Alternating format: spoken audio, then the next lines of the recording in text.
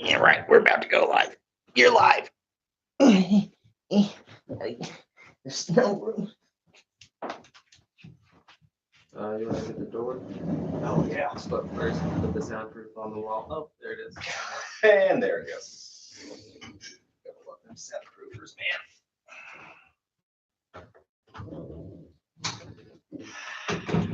Whoa.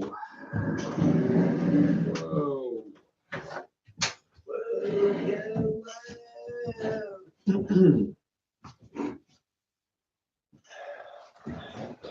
Hold up. I'm gonna pull my dick up. Pull your dick up, but don't pull it out. Hashtag Sure. consensual penis.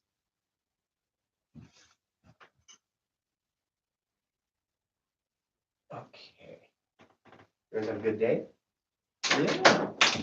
Oh, Well, Paul, moment. Come on, come on, come on. there's a party going on. Come on, come on. There's a party going on. Plug that phone in, Paula. I don't know if you want to do that. Probably should. Yes, what do you say?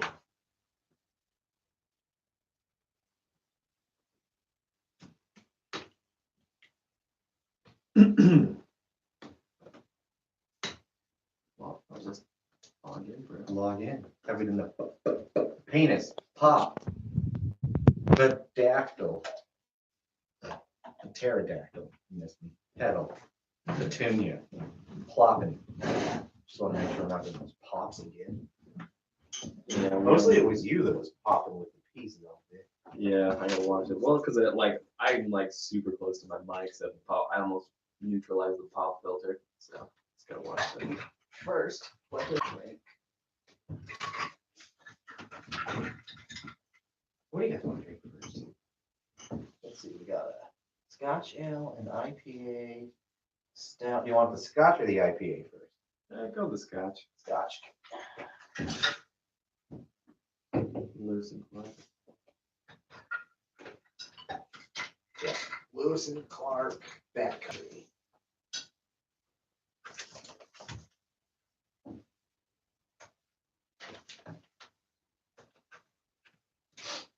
Whoa. Okay. That has everybody's balls. How's your foreskins? Non-existent. Good. Your balls are nice or just the foreskin? Just the foreskin. Oh, okay.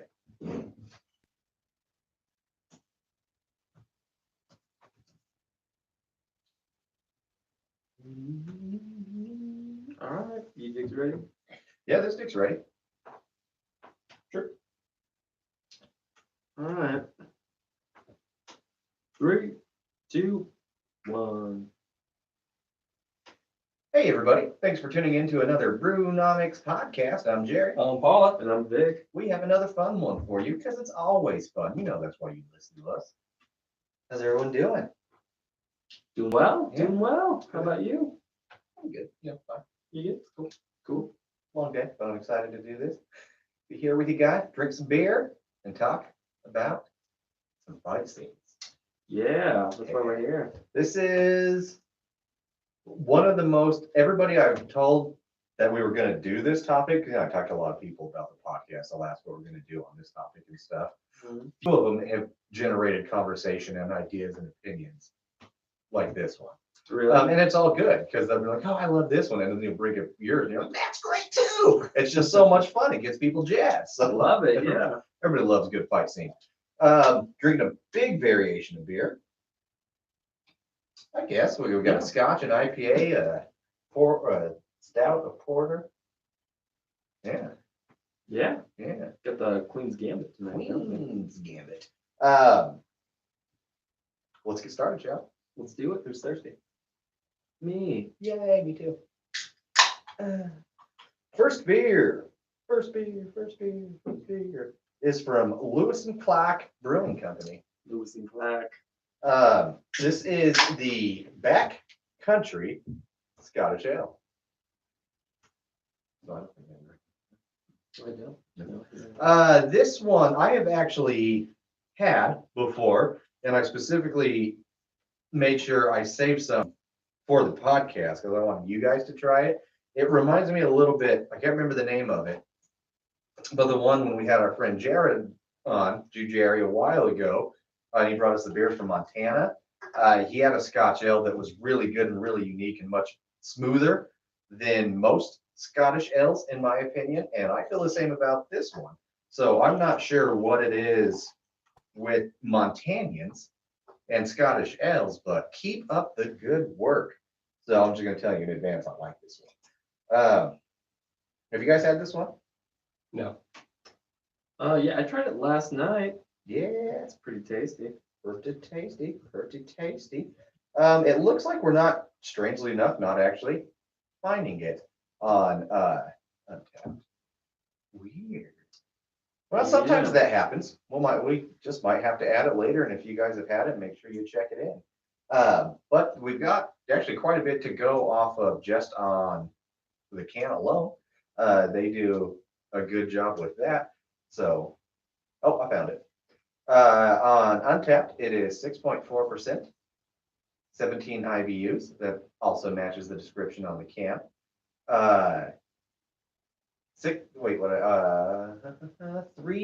3.66 rating out of 1,651 ratings with 2,532 check-ins. All right. Do you, Vic, you want to read the can for us? That's a Read that lot, first man. paragraph. Well, just, you can read the first paragraph, then Paula can read the second, then I'll read this one.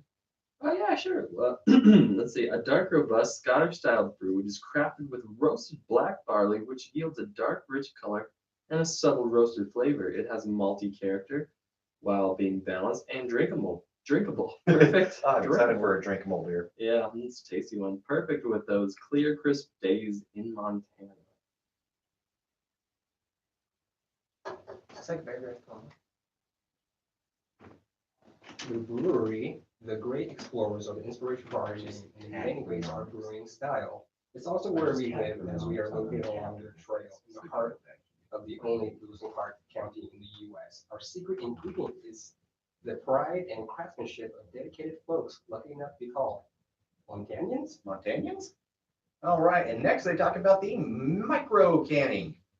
On top of saving energy, resources, and money, beer stays fresher longer in cans, since there is no light passing through. That's true. Aluminum cans are also the most recycled package worldwide and use a fraction of the energy used to produce, ship, and recycle glass. Aluminum cans are lighter, more portable, and require less energy to cool down, so you can enjoy cold beer more quickly anywhere. Y'all excited for this?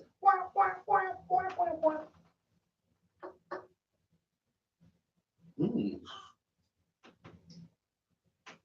Definitely smells like a Scottish ale. It does. I have not seen it yet. This is the first time I've only drank it straight from the can. Sometimes I'm lazy and don't want to have to wash a glass. This is a good color we got. It is nice, robust, dark, Mhm. kind of dark caramel looking. Yeah, almost like a dark tea. There you go. I want to hear what you guys think since I already kind of gave my opinion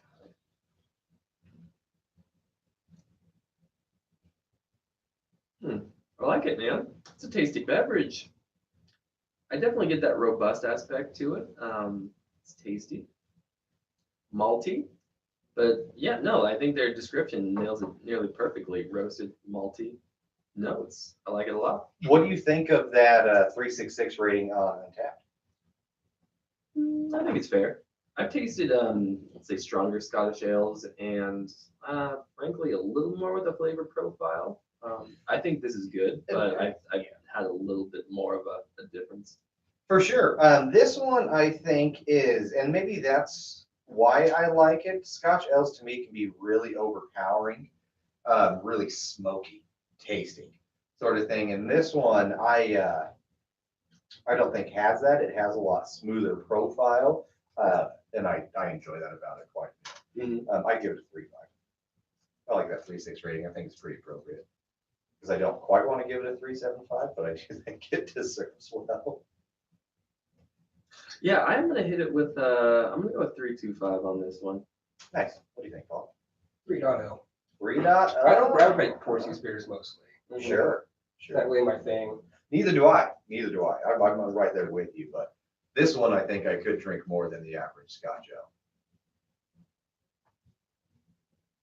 All right, shall we get into some news while we finish up this booze? Let's do it. All right. News and booze. Losing, losing. So last week, I think it was last week, I can't remember when we talked about how they extended their Shazam reshoots a little bit. They did it again today by another month, is Really? what they're saying. Oh, Essentially, reshoots were supposed to be done November 8th, so already, essentially. And they've been pushed out at least until December 22nd. wow. So 5 weeks almost. Good Lord.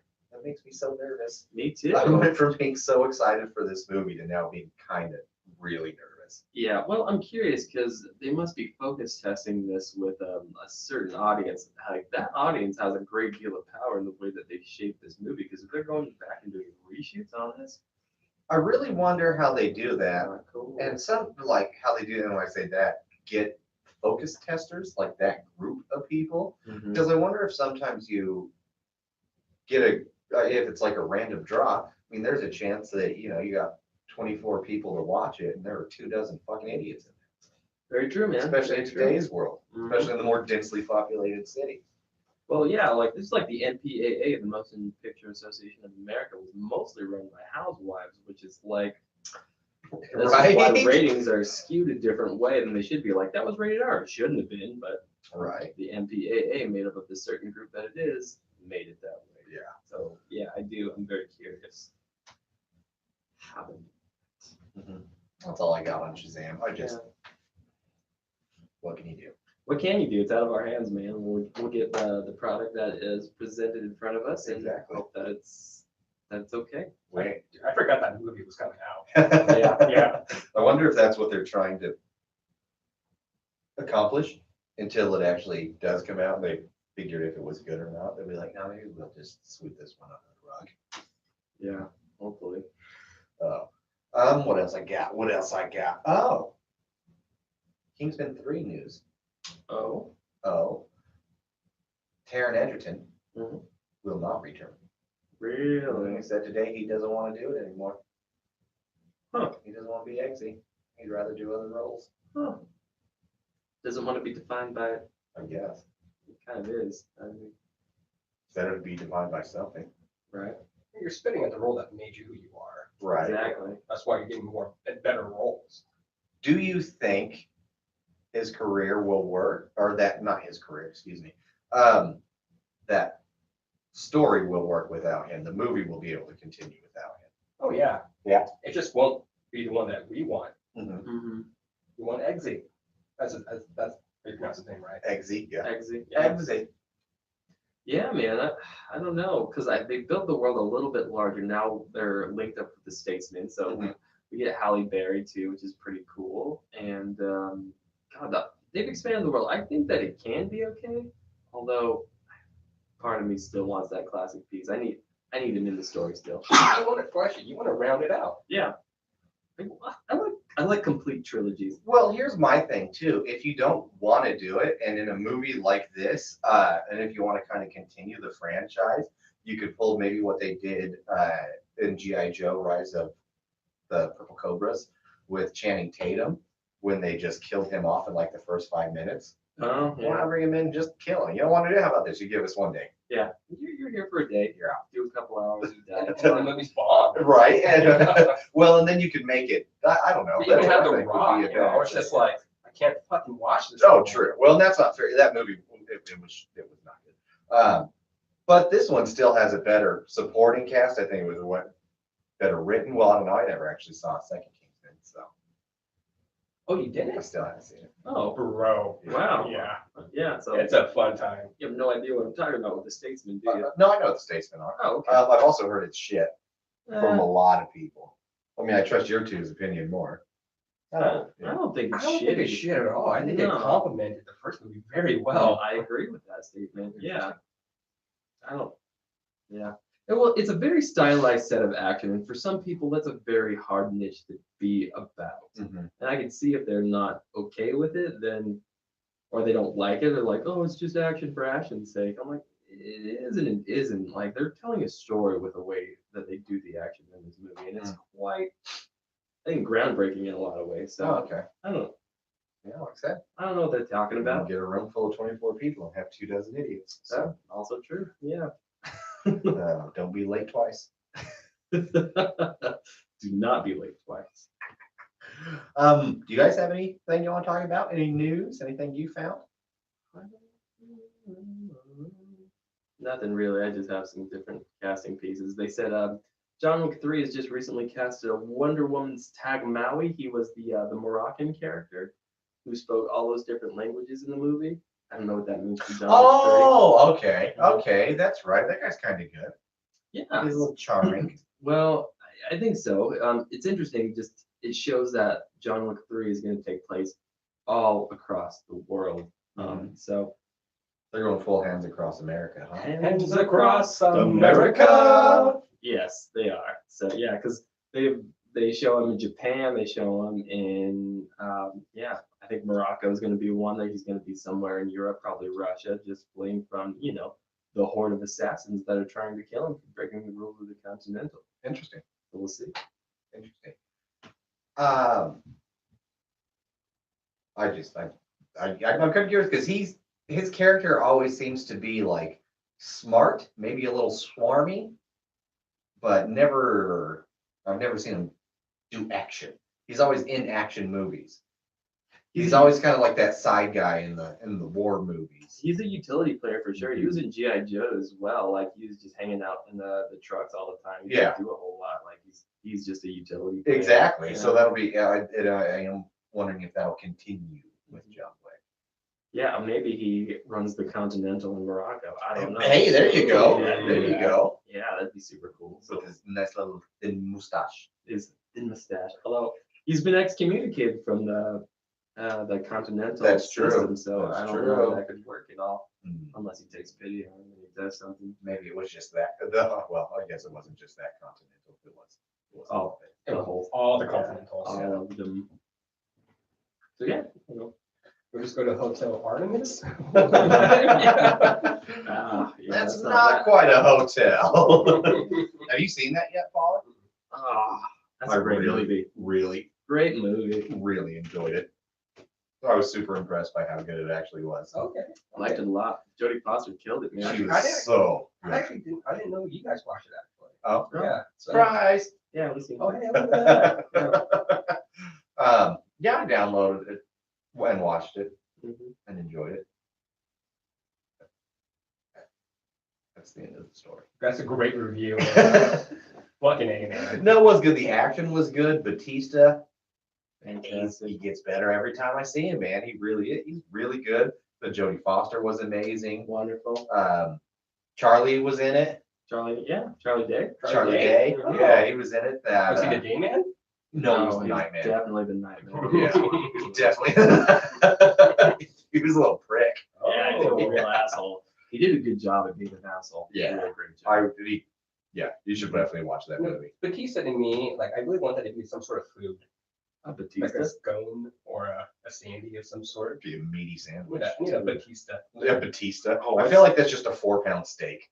Oh, fuck yeah. With a really good steak. Dude, that's totally like a foot-long sandwich at like some like craft sandwich making shop. Like, I'll take a Batista. A huge fucking grinder. There you go, the old hoagie, like you would see in Dagwood.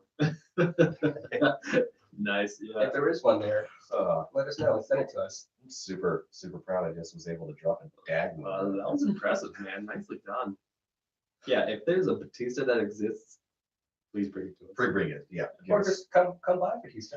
Put some Batista in our mouths. Oh, Hey, just don't Drax over us. I don't know what that means. Drax? Yeah. Don't Drax over us? Yeah. What if I want to be Draxstar? Oh, No, I mean, that's your choice. I still don't know what Yeah. that means. dealer's choice. Yeah. I guess we have to explain it to you. Yeah, I really don't want to explain it right now. Speaking of wrestlers, you know who might be the next Captain America in the MCU? John Cena. Yeah. What? Oh, like Mhm. it's actually like a very seeming maybe a real thing. There's a huge campaign about it right now. Yeah. Okay. Okay. Weird, right? Yeah. Okay. Yeah. Well, so they're not doing Falcon or Bucky, which is interesting. I wonder if this is just a big old ruse. Gotta It be. sounds right. like it, No, man. but I've heard it from a lot like actual sites. Yeah. Stuff. I just it'd be weird though. Would I be- love John Yeah. Cena. I don't know if I want him to be Captain America. No. No. No. No offense to him at all, but no. I don't think he's not a good enough actor to be Captain America. He does comedy surprisingly well. I'll give him that. But yeah, I just John Trine's no Steve Rogers. That's true. Plus, it's just like, you go from Chris Evans and then you revert back to like the '90s all buffed out Cap. Right. Yeah. Right. Exactly. Just almost overly buff Captain America. Yeah, that's too much. I think. And plus, he's too old. If you're gonna do it, you gotta make him younger. John Cena's like 45. That's not true. I don't know how old he is. How old is John Cena? I don't know. Get back at us, John. Yeah. How We old know are you, you're bro? listening. Yeah, because I mean, Maybe so. Captain America to me, he's like a 30-year-old. He's in a 30-year-old body. I mean, that's what it needs to be.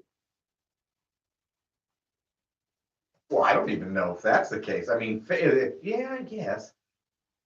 Well, at this particular point in the new stage of the MCU, let's say Steve dies, Chris Evans or whatever, we have a new Cap coming in. We need someone we trust. We don't want someone It's fucking 41. new coming in. That's no, I agree. Yeah. 100%. And I mean, especially since, yeah, I don't know. How would you bring him even into the Marvel universe as another Captain America? Were you going to do one of the weird clones that he had afterwards? I mean, I guess you could, but those characters were all stupid. If there was another Captain America and it was anybody other than Bucky or Falcon, I would be super bummed, I think. Well, and it does a disservice to both Bucky and or Falcon, whomever they choose, because like they're one of those is supposed to take the mantle back on. Right. That's, Or even make it Agent 13 over John Cena. And yeah. I like John Cena a whole lot. I dig him too. Okay. He's great, charismatic, fun dude, but I just don't want this. not right for this one. I don't want Yeah. this. I'm sorry, John. Sorry, You're Cena. still wonderful. But don't do this.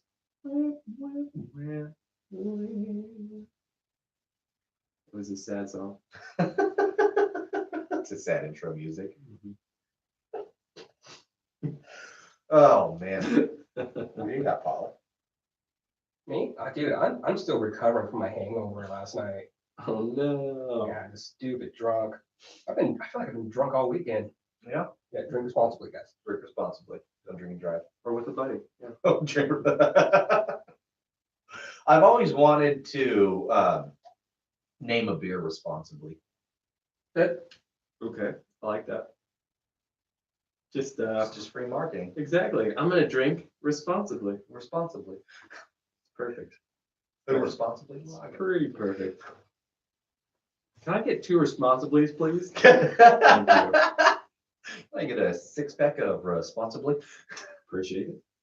No, that word's just starting to sound weird. That is weird. It's like you ever see that when you write a word too many times or read it too many times and it looks like a not word anymore. Yeah. I think that word's made up.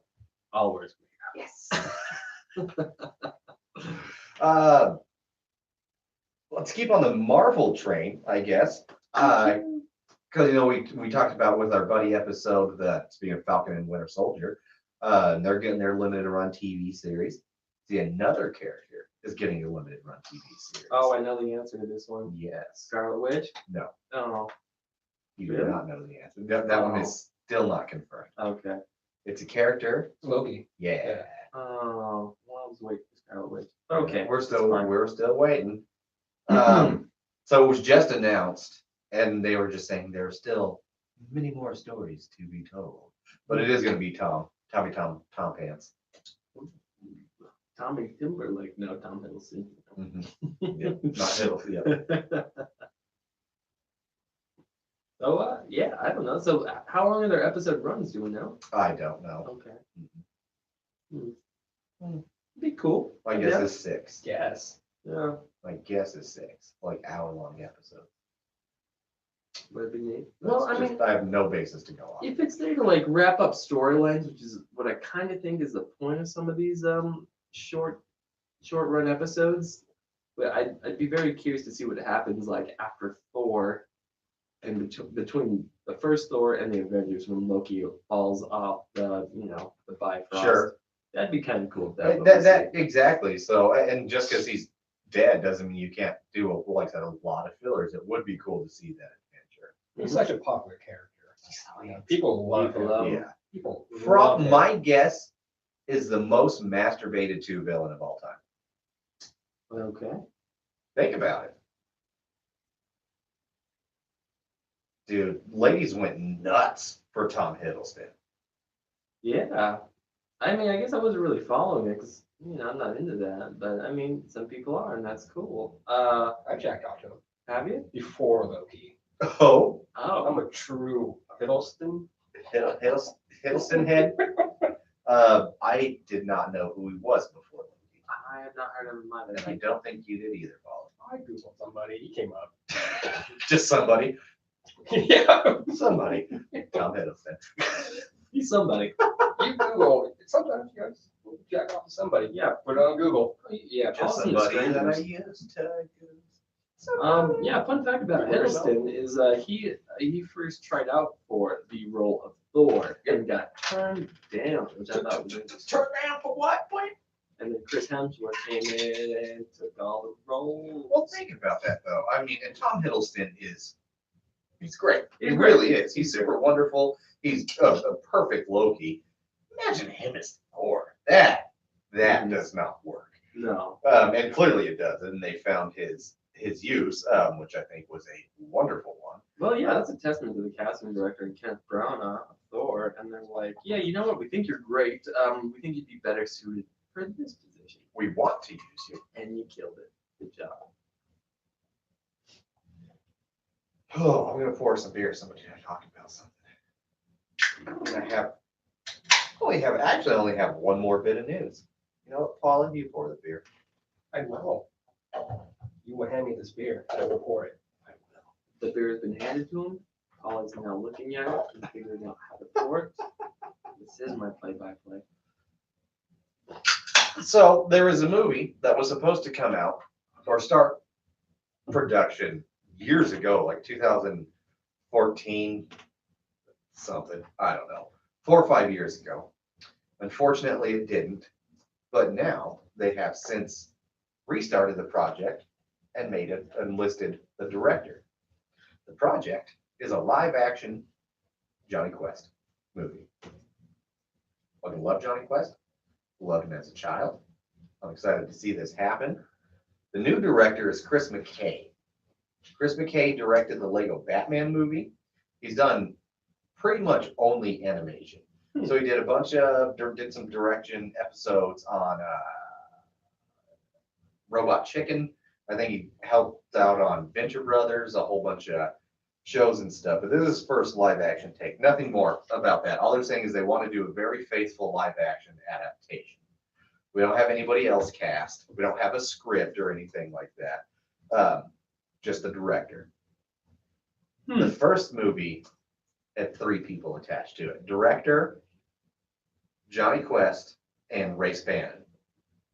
So Johnny Quest and Ray Spannon were cast. The director was Robert Rodriguez. So now I'm real bummed that didn't happen. Me too. That would be Yeah. fantastic. Because Robert Rodriguez is fantastic. He is. I love Lego Batman. It's a great movie. So that alone will let me have faith for Chris McKay. He's clearly got a love for animation. To see somebody that has a love for animation be able to take an animated movie and do it live action, at least there'll probably be some passion there. Agreed. So I'll give this guy a shot. Yeah. Any guesses as to who Johnny Quest and Ray Spannon were supposed to be? John Cena as So No, here's, Ray I will Spannon- give you guys. So Ray Spannon, he's the bodyguard. He's Yes. the Batman I Magenta. want He's the Ray- Brock Sampson. I want Ray Spannon to be. I'm gonna give you a hint before you say anything. You guys get one hint, and then I want to cast the modern version. So we Okay. want now. But this is who it was going to be. Who are the first 2 people I always suggest for a cast? The Rock or Zac Zac Efron, Efron. The Rock, yeah. Exactly. That's who it was going to be. The Rock was going to be Ray Spannon, and Zac Efron was going to be Johnny Quest. Dude. I feel like But I guess instead they ended up doing Baywatch.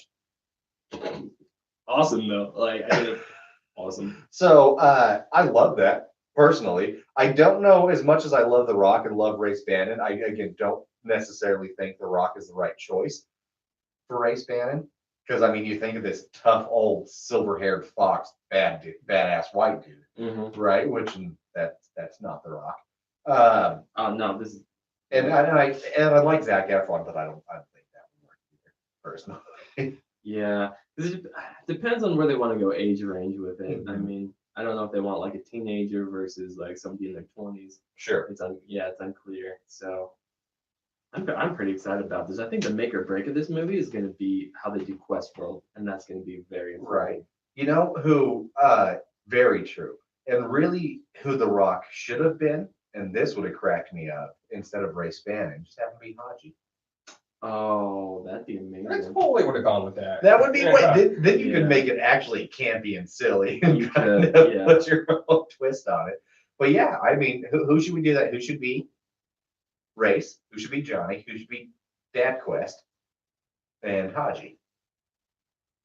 I think I pulled up Stephen Lang. I think he should be Race Band. Great choice. I think he'd be fantastic Great for the choice. role. I, He's got the look. He's got the commanding presence. oh, he's got the attitude for and sure. He can definitely make Uh, that happen. That's probably one of the better choices you could have. I agree.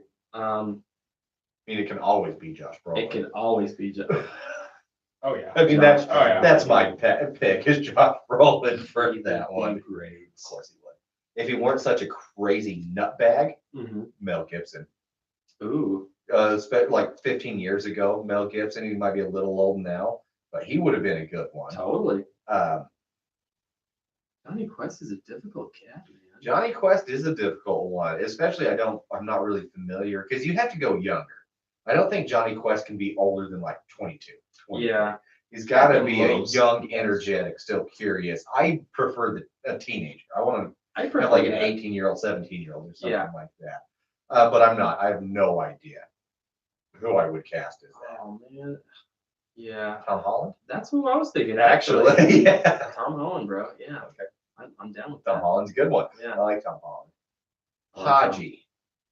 Now, Haji was about the same age as Johnny Quest, though, right? Mhm. I'd be okay with making him a little older, Yeah. almost like a slight mentor. Mm-hmm. I want it.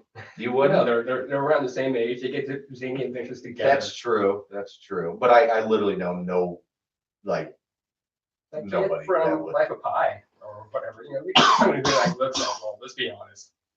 That's fair. It would have to be a fairly new person. It to probably fit that. would be. I actually don't think it would need to be a new person. Really? You know, I don't know these names, Gabe, but Life of Pi, so I'm Millionaire, one of those kids would be fine. Mm-hmm. Yeah, fair. I mean, I don't know. It's got to be relevant to his race though. So Oh, he's got to be Indian yeah. or, close enough, Pakistani, something to that effect. Mhm. So I'm saying the guy I would like to see, he's too old, but what's his name? Raj from Big Bang Theory? No, he should Ice not. Cube, He should not. yeah. He should not.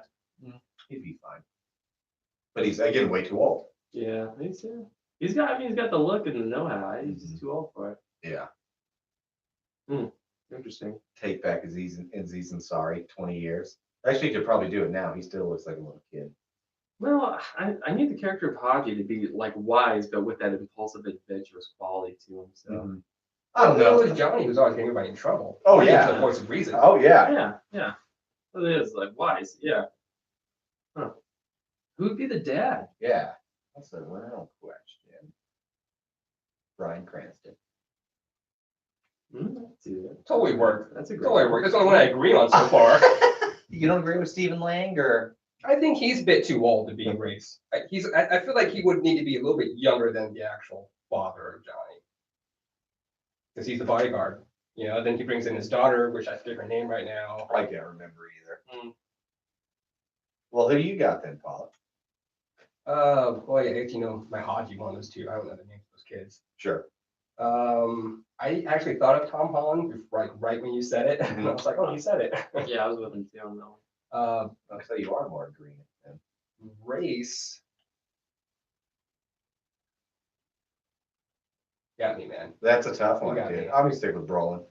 I like Stephen Lang, man. I think he's a great I think they're choice both for good it. choices because I do want him to be old. I want him to be old and gruff because he always kind of, to me, he seemed that way in that. When you In- look at in him, the he doesn't have animation. wrinkles, he doesn't have True. anything. He's fucking But prime. He's also a cartoon. it's also a cartoon. When you see the doctor, you definitely see everything. You definitely see the age in a doctor.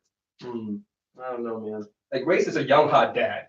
You think so? Yeah. Yeah. George Clooney could have done it too, but he's again I think too old now. But George Clooney in like 2005 or something like that would just crush it. As the professor? No, is Race Bannon. I think if I you were to don't give him think he's- action, give him straight silver, or maybe Brad Pitt at the same kind of era too. Now I don't think they would pull it off, but shit, Brad Pitt could probably be the dad. I'd be okay with that. That's fair. Actually. That's fair. All right. God, I feel like it's been way too long since he's been in something. Yeah, Or at least he's, anything in No. I don't care. I've always liked Brad Pitt. he's great, He man. made some weird stuff toward, these latter years, but for the most part, he's always been one of my favorites. Agreed. Yeah. All right, He I must be think, taking a step back. I Yeah, think that's probably enough, Johnny Boys. probably. That's all the news I got. Yep. Let's drink this beer, Let's drink this beer. which I've already kind of been drinking because I got lost in this conversation. We did, yeah. So yeah, we started sipping on it. So we got a Dogfish Head beer. This is an IPA, 7%, 65 IBUs. It is their Liquid Truth Serum. They've actually, I can't remember which one, but I know there's a YouTube video with Sam Calagione where he talks all about this beer. Super encourage you, just YouTube Liquid Truth Serum. I'm sure you'll find it on there. It's great. His videos are always entertaining. I can't remember who he has. I think it's the one, I could be wrong, but he has Ken Marino and Joe Latruglio. Yeah, for I sure. think it's that one where they drink it because he fucking went to college with those guys. They were roommates. Can you Yeah. imagine that? Awesome. God, I would have loved to go to that college with those guys. Dude. Three very successful roommates. Absolutely, yeah. Good for them. Good for them, indeed. What's our check-in and ratings and stuff on Untapped? Yeah, so this is sitting at 72,000 total check-ins, 61,000 unique check-ins, and 1,100 check-ins this month. It's sitting at a 3.87 average rating on Untapped. It is sitting at 65 IBUs. I like it. Like the classiest American, traditional American IPA there is. 'Cause it was, I got it at Brewers Haven. It was a 4-pack. All. Dude, my watch keeps going off like I'm trying to activate the voice command on it. When I am not, just trying to use it as a goddamn stopwatch so I can keep time to this goddamn podcast. And I was trying to talk to me. Yeah, Stop it. You gotta turn the voice wake up off. Where were you going with this conversation? That's what I was saying. So, but it was a 4-pack, 16 ounces in each one, so a pint in the 4-packs, and it really wasn't that bad because they tend to be, one of the more premium. I call them a premium craft beer, because you are paying that premium price for primo ingredients, but it was like $12. It really wasn't that bad That's okay. considering, I think, and I really enjoy this. This is a great beer, dude. We had this last night, Yeah, I believe. It was fantastic. It's so smooth, tasty. like I literally just sat down on the floor after taking a sip. It's a true story. Just Just did. needed to take it in for I looked up and praised the clouds above me and thanked them for the bounty that I received with this beer. It's fantastic, man. But I'm gonna set this up right at a 4. I think it's great. Oh, I was thinking of 4 also. That was right what I was going to give it. This is definitely a 4.0 beer, I think. God, the color's fantastic. It's crisp. It's got a clean finish. It hits every IPA note possible. Just a testament to Sam Calagione and the master craftsman that he is.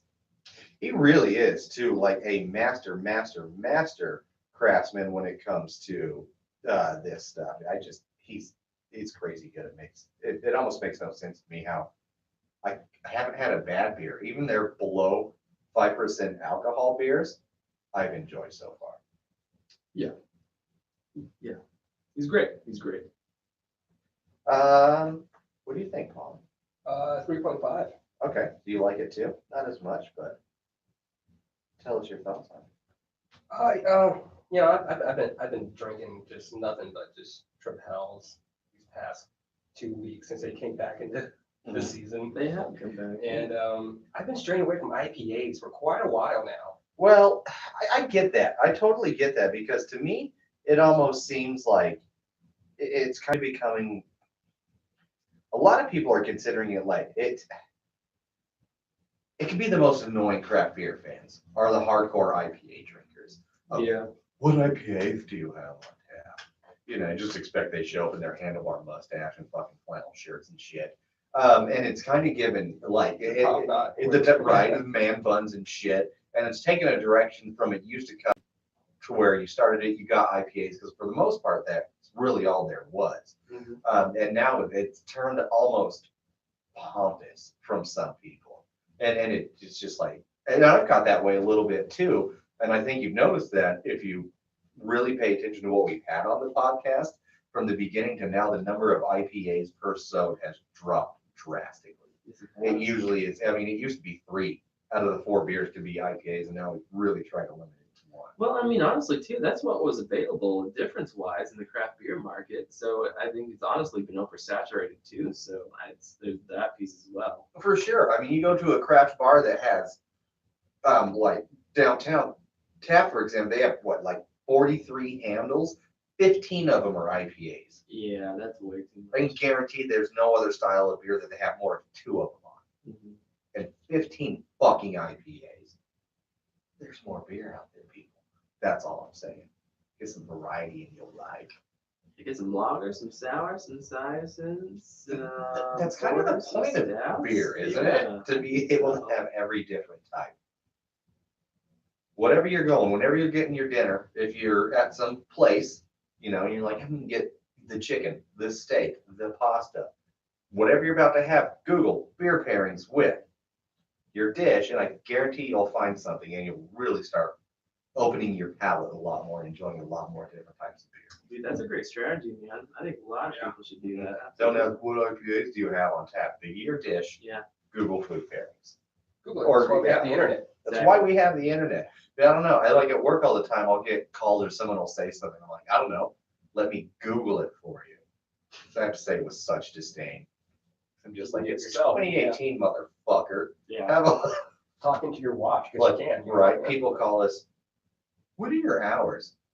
You know, right below that phone number that you clicked are our goddamn hours of operation. Look a little deeper, bro. Would have taken less time than this phone call. Exactly. Wasted everybody's time. So Thank you. I have my race now. If you guys want to hear it, Yeah. Oh. he's dead, unfortunately. Oh. Well, then. Wow. I know, right? It makes me sad. But I was just thinking Paul Walker. I think he would, in my opinion. If he were alive Okay. and his age, that actually probably would be fantastic. That would line up Casting nicely. for sure. I can Yeah. give you that. But But he did. he did. But he died. R.I.P. Rest in Yes. peace, Paul. You guys want to take a break before we do the actions, or you just want to get straight into the actions? I can take a break. It's okay. I want to rest my balls. Yeah, we can do that. All right. Well, YouTube, we will be right back, and everyone else, yeah, you won't even notice. BRB, TTYL.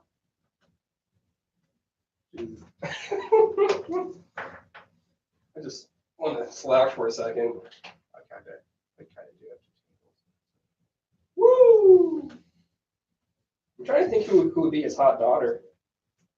I can't even. I was trying to remember her name, but all I could think of was Trixie. Dude, me too. That's literally all I Me too. Let's see if there's actually anybody. Okay. Caleb Bowker. Oh, hi, Caleb. It just sucks because we can't actually see the comments from this side. He goes, hey, Deuterinos, reading Rainbow. I'm going to comment, I love you. Caleb. I am the law. The law. Law. Such a fucking thing. You okay, babe? You have a lot of trouble walking over that seat of his.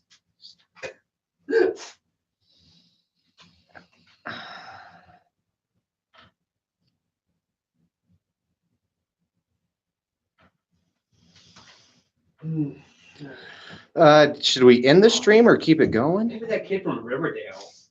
I still haven't watched any Riverdale. I've watched zero. No, but like KJ, whatever his name is, yeah, the guy who plays Archie. I think he might be actually a good Johnny. Oh, yeah? Yeah. If you're watching this live, give us 5 minutes, we'll be back. If you're watching it after, fast forward. Yeah, we're just chilling, so. Yeah, go take a piss. Go take a yourself. piss, go take a poop, have a quick date, whatever. Smoke a bowl, whatever you gotta do, it's your life. It's your life. We won't tell you what to do. Although there are suggestions. There will a few suggestions. I hope this isn't like slanted for you guys. It seems kind of slanted. Reading Rainbow. Are you still watching, Caleb?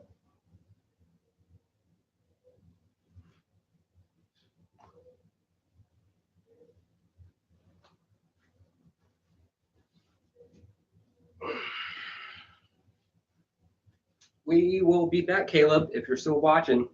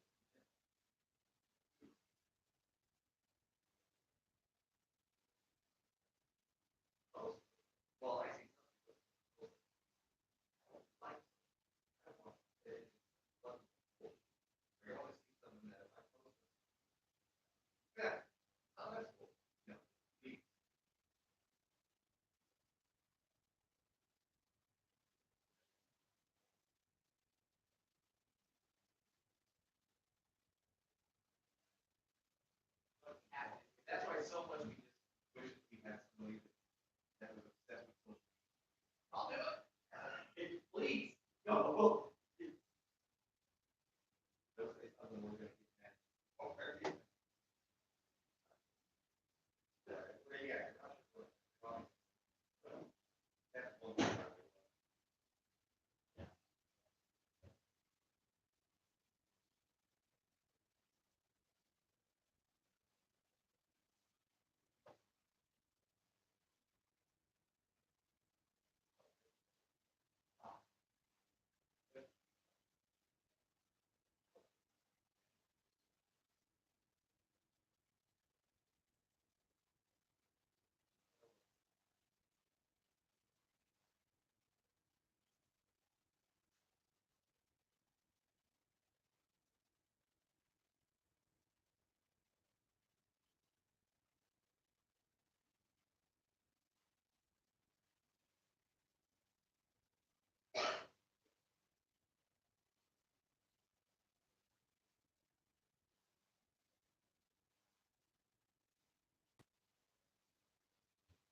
Usually.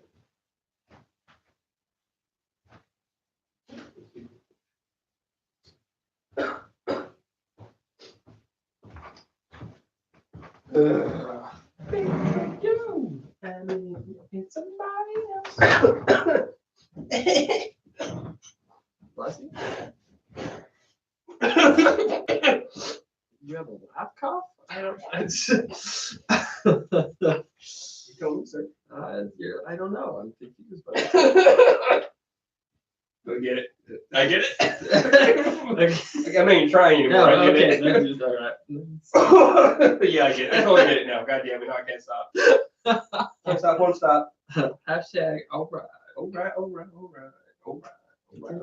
all right, all right, all right.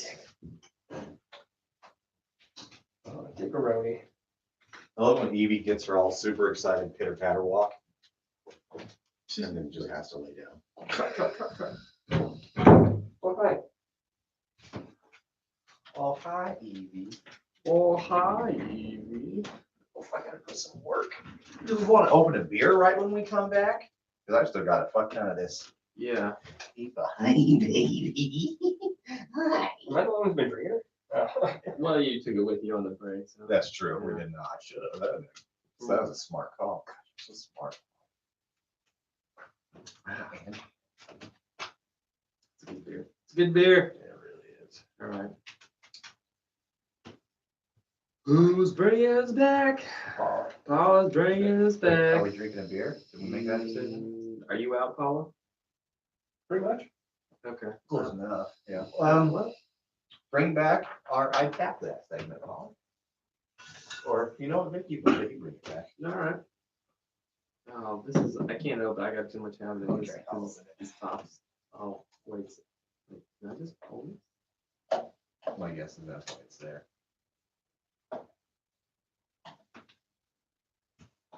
Hey, baby. We're gonna scoot up. If that's okay with you. I don't want to get your balls. man. Man, all right. Got things happening here. Here, I'll work on this. Yep, open it, man. Let's get this fucking wax off here.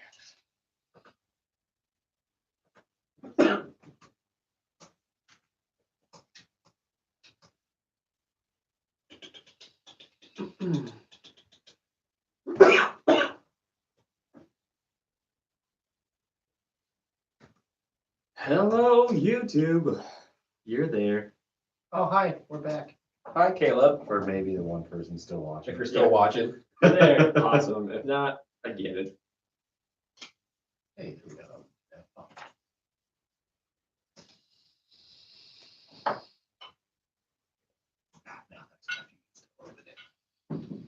Does he have an open? Okay. Cool. Cool.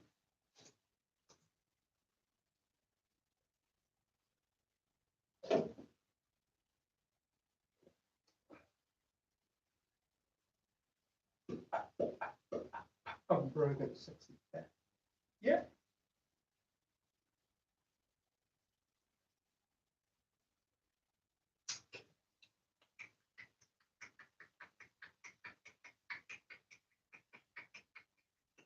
Alright. Okay, here we go. Coming back for the podcast in 3, 2, 1. Hey everybody, welcome back to the podcast. We are about to get into the I'd Tap That segment. I tap that. Quick brief. Oh, yeah. Oh. You want, do we still need to give it a quick briefing? I guess we probably should. I'm not sure. I think we should. I think we probably always should give it a mini briefing. Our I Tap That, since this is an Idaho-based podcast, we always make sure we have one Idaho beer on it. And when we say we tap it, we don't mean sexually. We mean in a keg. Well, I mean, maybe sometimes actually. It can get a little weird. That should be a t-shirt. Yeah. We're not- But that's pretty much it, you know. Is it good enough to put on a keg, or when we see it on tap at a bar, are we going to be hopefully excited to drink? Well, we just want it inside us. Fairly. I guess it should be, it Or to taps be us. the exact. It taps. Well done, sir. All right, tell us about this beer, Vic. Yeah, so I picked this beverage up at the good old Brewers Haven, where we normally get our craft beers. And I saw it sitting there. It's from Wallace Brewing. It is a Vito oak aged style beverage. Vito. Is that what you said? Yes. Okay, I couldn't It's- hear if it was. I didn't know if I heard Vito or Vino. Yeah, no, it's different. It's hard to tell. So I think it's just an oak aged beer. Sure. Is it, okay, what is it? A stout, a porter? Or, it doesn't look like a stout or a I'm porter not- from that pour. I'm actually unclear. Yeah, that looks almost more like just a nice roasty amber, maybe a red. I guess we'll have to see what it comes up on the tap. So these guys are from Wallace, Idaho. As an Idahoan, I'm not quite sure where that is. Could look it up on the Google Maps, but that doesn't really help our current situation.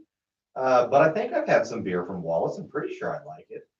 This was a little fancy. It had a wax top on it with a handwritten thing on it that says 554/1000, which I assume it was the 554th bottle out of this batch of 1,000 in 2017. I think Wallace is by Gromit. Nice. I love that laugh. So yeah, now that I have some more information on this beer, it is an oak aged Vito. It is a strong style ale. It is from the description. It says that it's rich and bold. The strong ale exhibits notes of oak, vanilla, caramel, plum, raisin, and a roastiness after aging on toasted oak for an extended period. While it's 9% alcohol by volume, it's easily masked, drinking smooth. So the IBUs are set at 50, and its style is specifically called a wood-aged strong ale. And it was released last year. Oh, nice. So a strong ale, 9%. Dang, that sounds strong. Wallace, Idaho is 270 miles north of Boise. It is next to Coeur d'Alene National Forest and Silverton, Idaho, which, fun fact, has a top. Oh, that might be off. I'm sorry. Has the top 10 rated roller coaster in the world. Interesting. There we go. Now we know where Wallace is. Ah, So yeah. yeah, North Idaho beer. All right. Till we never heard of. Untapped has this at 554 total check-ins, 492 unique check-ins. It's got an average rating of 3.85 from 449 ratings, so pretty good for the ratings it has. That sounds really good. Yeah, not a lot, but not too few. I'm excited. Yeah, there's so many weird named small towns in North Idaho. It's hard to. Nobody knows all of them, unless of course they probably live up there. Yeah, this is a lot of attention was given to detail on this one from the way that it was packaged. Honestly, like as Jen Always said made with too. love. This is bottle 554 out of 1,000. We got the middle of the brew on this one. Look at the total check-ins. 554. Oh my God. So we have the beer number I have to take a 554 picture out of of the that, I'm total sorry. number of check-ins, 554. Excellent observation. I just nerded out hard. I'm thinking, put this together. I'm trying to Oh, this beer smells It smells great. wonderful. Oh my gosh. It's been a while since we had a strong ale as well.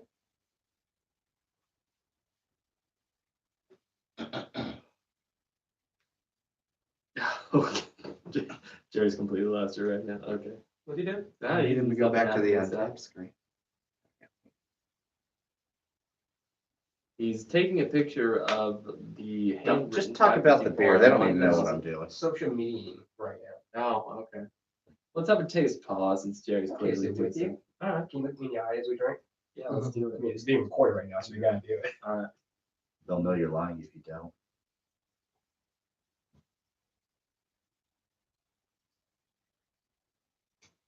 That was a strong look for this strong ale. I really like this. Yeah, Oh that's my the shit. God. That's the shit. I get a real hint of caramel in that roastiness. When people, like when brewers say they have that caramel note, I never really taste it. This is like getting one of those caramel cubes, like from. Oh, I know Bra- exactly. Brax. Brax or whatever. That is a tasty beverage. Oh my, and that 9%, you cannot taste it. Not at all. It does. It smells fucking wonderful. Oh my gosh. Like another one, there needs to be, and maybe I'm sure there actually is, and I think I've seen some of it, but I would love to do just like a men's nice, fancy, like body soap lineup that's all made from different types of beer. That'd probably sell Because wonderfully. so many of these beers I smell, I'm just like, I wish I want to rub it all over myself. Yeah. Don't get pulled over. Touche. Dude. I guess therein lies the problem. There were only Oh 1,000. my God, that is smooth. There was only 1,000 of these bombers made. Thank you so much, Wallace Brewing. Wow. Get out there and get one because apparently there's only a limited number. What? How good is this? Dude, this is a Good tasty damn. beverage. And in beverage. Beverage. And remind me what you paid for it? It was $9.50 at Brewers Haven. That's a steal. That's a goddamn steal. Blew my dick away. I'm giving this beer 4 or 5. Oh, yeah. I am right there with you, bro. 4 or 5 on the spot. Dude, Like, this is wonderful. I wrote that down. Like a Really? minute ago. You did? That's Oh, amazing. This is the first time we've had a beer on the podcast beat out Dogfish Head when Yeah. they were on there. Wow, man. That's saying something. This is a powerful brew. Dude, powerful brew. It is a strong ale. You cannot tell it's a strong style. I would tap that. Oh, yeah. I'll I mean, tap this all day. I'm a probably propose to it daring. I'm gonna tap this all day or twice on Tuesdays. Fantastic. I mean, I can dig this beer. I can dig it as well. I can dig it, you can dig it, we can dig it, they can dig it. Fantastic. Oh, I would lie to this beer and say I'm pregnant. Just so that. Just so it stays with you. No, I totally get that. Yeah. You want to manipulate this beer like it's manipulating you. That's a good catch, man. that almost got beer on the mixer. I know. I know. That was close. Yeah. Yikes. Just liking my jokes today. Ah, God, you're on one. Man, great beer. Thank you, Wallace. We will save this bomber and we'll 100% drink this beer again. You're getting tapped so hard, So hard. but So also lovingly. lovingly and surprisingly gentle. In the safest way. It's going to be a long relationship with this beer. Yeah, I'm drinking this bitch again. Mhm. All right, moving on. Let's get started with our Let's do it. Let's do it. Why don't you get us rolling, Vic? Oh man, so our main topic definitely for tonight is some of our greatest fight scenes in movies. So we wanted to spend some time and talk about just, in our opinion, what are some kick-ass fight scenes? This was a nuts one too, because then you're like, well, what's the category? What is it? How is it one versus many? Is it many versus many? Is it two versus many? Like, what is it? Is it animated? It's like, no, let's not worry about that. Pretty much the first two that pop into your head. Yeah. What do you feel? Let's talk about that. And then down the road, if Brew Crew, you like this, shout shout out to us. Wow. And we'll do more specified lists like that because I think we got a lot of cool ideas. Make sure to stand up Stand up Big County. and shout. Oh, there's that Yeah, too. that's good reference. Sure. Like that. Yeah, so I found a couple of them. The one that popped up in my mind first was the fight scene from John Wick 2, when they're in the catacombs. This would be classified, I guess, as a one versus many One versus many. situation. Yeah. I did sort of a deep dive on the analysis on this one, and just to give you a little bit of history and understanding of the scene here, this fight scene takes place over 12 minutes of time in the movie scene. A 12-minute fight. 12 minutes. That's And so awesome. here's the incredible thing about this. John Wick, also played by Keanu Reeves, he's trained for 6 months for this role. He trained in a multitude of different facets. He trained with the Machado brothers, who are known for their jiu-jitsu. Machado, I'm sorry. Who are known for their jiu-jitsu. He trained in three-gun from one of the greatest three-gun shooters in the world. And just to remind you, three-gun is the use of a pistol, a rifle, and a shotgun, all at different aspects. Watch this, but just Google Keanu Reeves 3-gun. Yeah. Woo! He's got one of the fastest speed runs, and the gentleman who was training him has said that he is the best trained weapons actor. out there. For sure. He's Out a there. freak of nature, this Keanu Reeves fella. He's an immortal. I'm pretty sure he's an Yeah, immortal. He might Absolutely. actually be a Time Lord. Could be. Yeah. I'm not quite sure, but he's, yeah. He's the most athletically gifted actor I think who currently exists. Well, and for him, I think that I would disagree with, because he exceeds athleticism though. It's not that, like, he is very athletic, but anymore he can't jump the highest, he can't run the fastest, Sure. he's not the strongest, Man, but don't he's take it. by far the most physically technical and sound actor Mhm. there is. Okay. He's precise in his movements, but it's also like, if you talk about this, how he's one of the best 3-gun guys out there, like you watch that YouTube video and you're like, do not try to burglar Keanu Reeves. Mm-mm. It is not going to be a good burglary. No. But then if you go back to the Replacements, every one of the great football movie, every one of the coaches in it that they brought in, and a lot of the actors were actual NFL coaches. Mhm. And his quarterback coach was the quarterback coach for the New York Jets at the time. And apparently Keanu Reeves had never thrown a football. And after like 2 weeks, he goes, that's weird to me because I'd probably start him on just about any NFL. Yeah. That's how good this guy is. He's a gifted person. Like, he's a world-class motorcycle rider.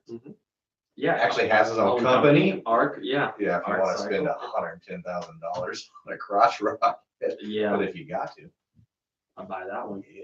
Yeah. So, dude is, God, and then John motherfucking Wick. John the Boogeyman Baba Yaga. Baba Yaga. He's fantastic. So that's just some of his physical, technical background. And like the Machado brothers stated that he's incredibly gifted. He's learned techniques so incredibly fast as he had to because he had a limited time with the Machado brothers. So it's Well, and amazing. I can't remember the dude's name, but his judo is fucking really, really good. And it is, if you have the DVD or you have the extra scenes or access to it, however, they actually show a lot of his training. Mhm. And you watch it, and I've done a little bit of judo and jujitsu, a little bit about it. Yeah. God damn, he's good. Like, you can tell when they're faking it, and that's what's so good about Stahinsky and Leach is they're also legit martial artists and have a love for film, so they know how to shoot it and make it look good, and they got the guy that can pull it off Absolutely. probably Yeah. better than everybody. Absolutely, man. He's got to be. Everybody that trains with him is just like, oh, how does he do this? Exactly.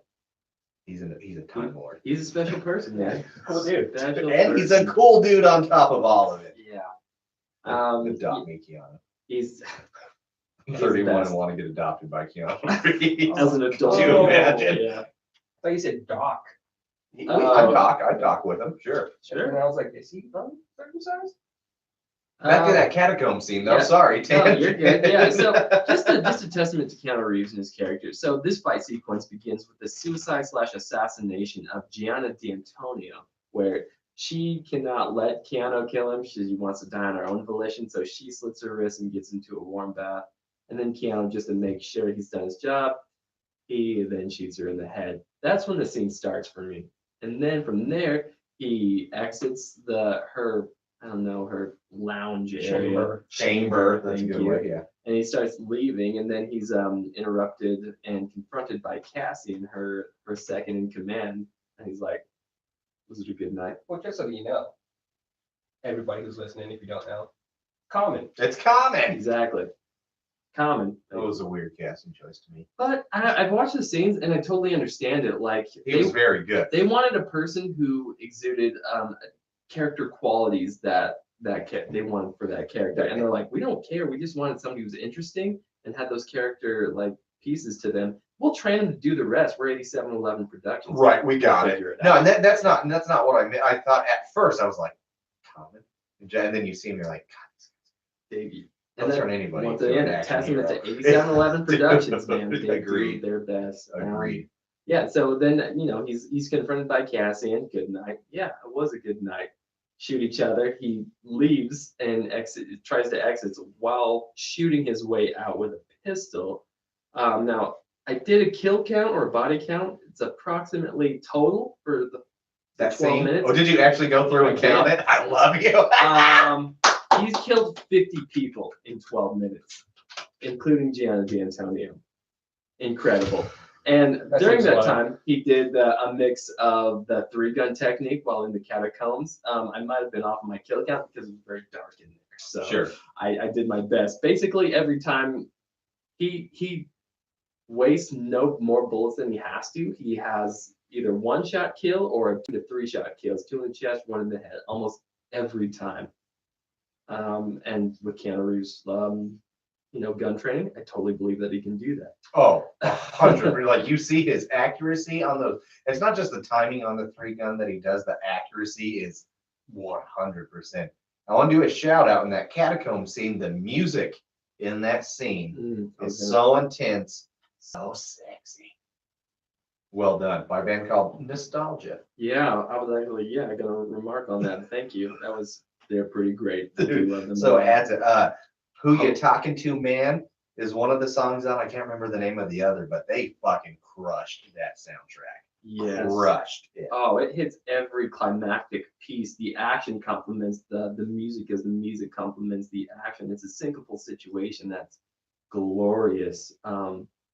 They did an incredible job with the choreography, just the music, the sound, just the Foley. It was wonderful as a whole. And then the other thing too about this scene was the level of exhaustion. I got tired watching the scene as Keanu Reeves kept taking hits after hits, and just the level of focus and commitment to what he was doing, man. He fucking destroyed everybody in that scene. So that's why this scene came to my mind first. Just the level of technicality, the complexity, the difficulty, the amount of training and commitment that Keanu went through to do this as a whole. I thought it was one of the best, man. It's one of the honestly. sexiest fight scenes of all time. It's great. Oh, It's great. And then to complement it at the end, he has that 1-to-1 4-minute fight scene with Cassian, played by Common, where they hit each other and like counteract each and every one of their moves. They're doing judo, they're doing jujitsu on the ground, like for 4 minutes, which is exhausting. Just counter punching each and every part, like using weapons, pistols. They're jumping over cars. John Wick got hit by a car to start the scene off. Right. And then he falls down these Roman stairs like for what seems like forever. And then they both explode back into the Continental, where the Keanu's trying to like punch, like put his gun in his face while Cassian's trying to move it away, bat it away. And then they're stopped by the rules of the Continental once again. Oh, dude, it's Can't great. kill on the No, it's a Continental great grounds. scene. If you think you're in really, really good shape and you've never done jujitsu, Brazilian jiu-jitsu, specific ground jiu-jitsu, go do that. It's the number one thing that will show you just how out of shape you really are. It's, goddamn. You can only imagine. I downloaded both soundtracks, John Wick 1 and 2. Nice. Dude, it's like space cruising sometimes. I shower to it. Oh, 100%, dude. It's great. 100%. Yeah, the first one was really good, but the second one, they took it to the H&L. I mean, I'm talking about Oh, no. level. Yeah, yeah, that first scene, the Red Circle Club scene, that's kind of what got me. Then they just, took it to a whole nother level. Chapter 2. Well, he had the suit, the bulletproof suit. I mean, goddamn, Yeah, so good. love the suit. Especially Right, it's too- like Kingpin's suit is what it made me think Well, of. yeah, especially too, like when he talks to the tailor, at like when he's like building the suit or whatever. Like he's like, "How would you like it?" 2 buttons, tactical, tapered. Yeah. Alliteration aside. Talking to somebody. What do you think, PK? Talking about me? Talking about me? What I want to talk about? You're the What are only we talking PK about? here. You're talking about your scene. Talking about this? Yeah. Okay, cool. Cool. What's your pick, son? My pick, well, if you know me or if you're a friend of me or if you know me at some point in my life, you know that I love fucking giant robots. That's true. He does He What does the love cat giant is. robots. What the passion. You should see how big his pocket pussy is. It's fucking huge. It's the size of the brain. The hole's really small though.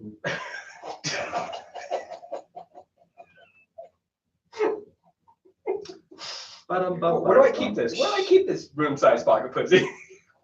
In the shed? In the shed. You do you, bro. Rented out a I like special, it clean. rented out a special storage unit. It's a whole room. I They rented make out. power washers. It's, I don't know what it's, you're it's talking its own about. studio, Yeah. pretty much. This is part of the fucking contract. So I love Pacific Rim. They know this. They also love Pacific Rim. That's true. Love it, That's man. true. I love. Pacific Rim. Oh shit! I was gonna bring that up on our news. Pacific Rim anime series announced for Netflix. Yes. Dope. That's it. That's all we have to say. Okay. I I've signed heard it. those rumors. Decided. Yes. Love it. Official. But we better than Uprising. Yeah.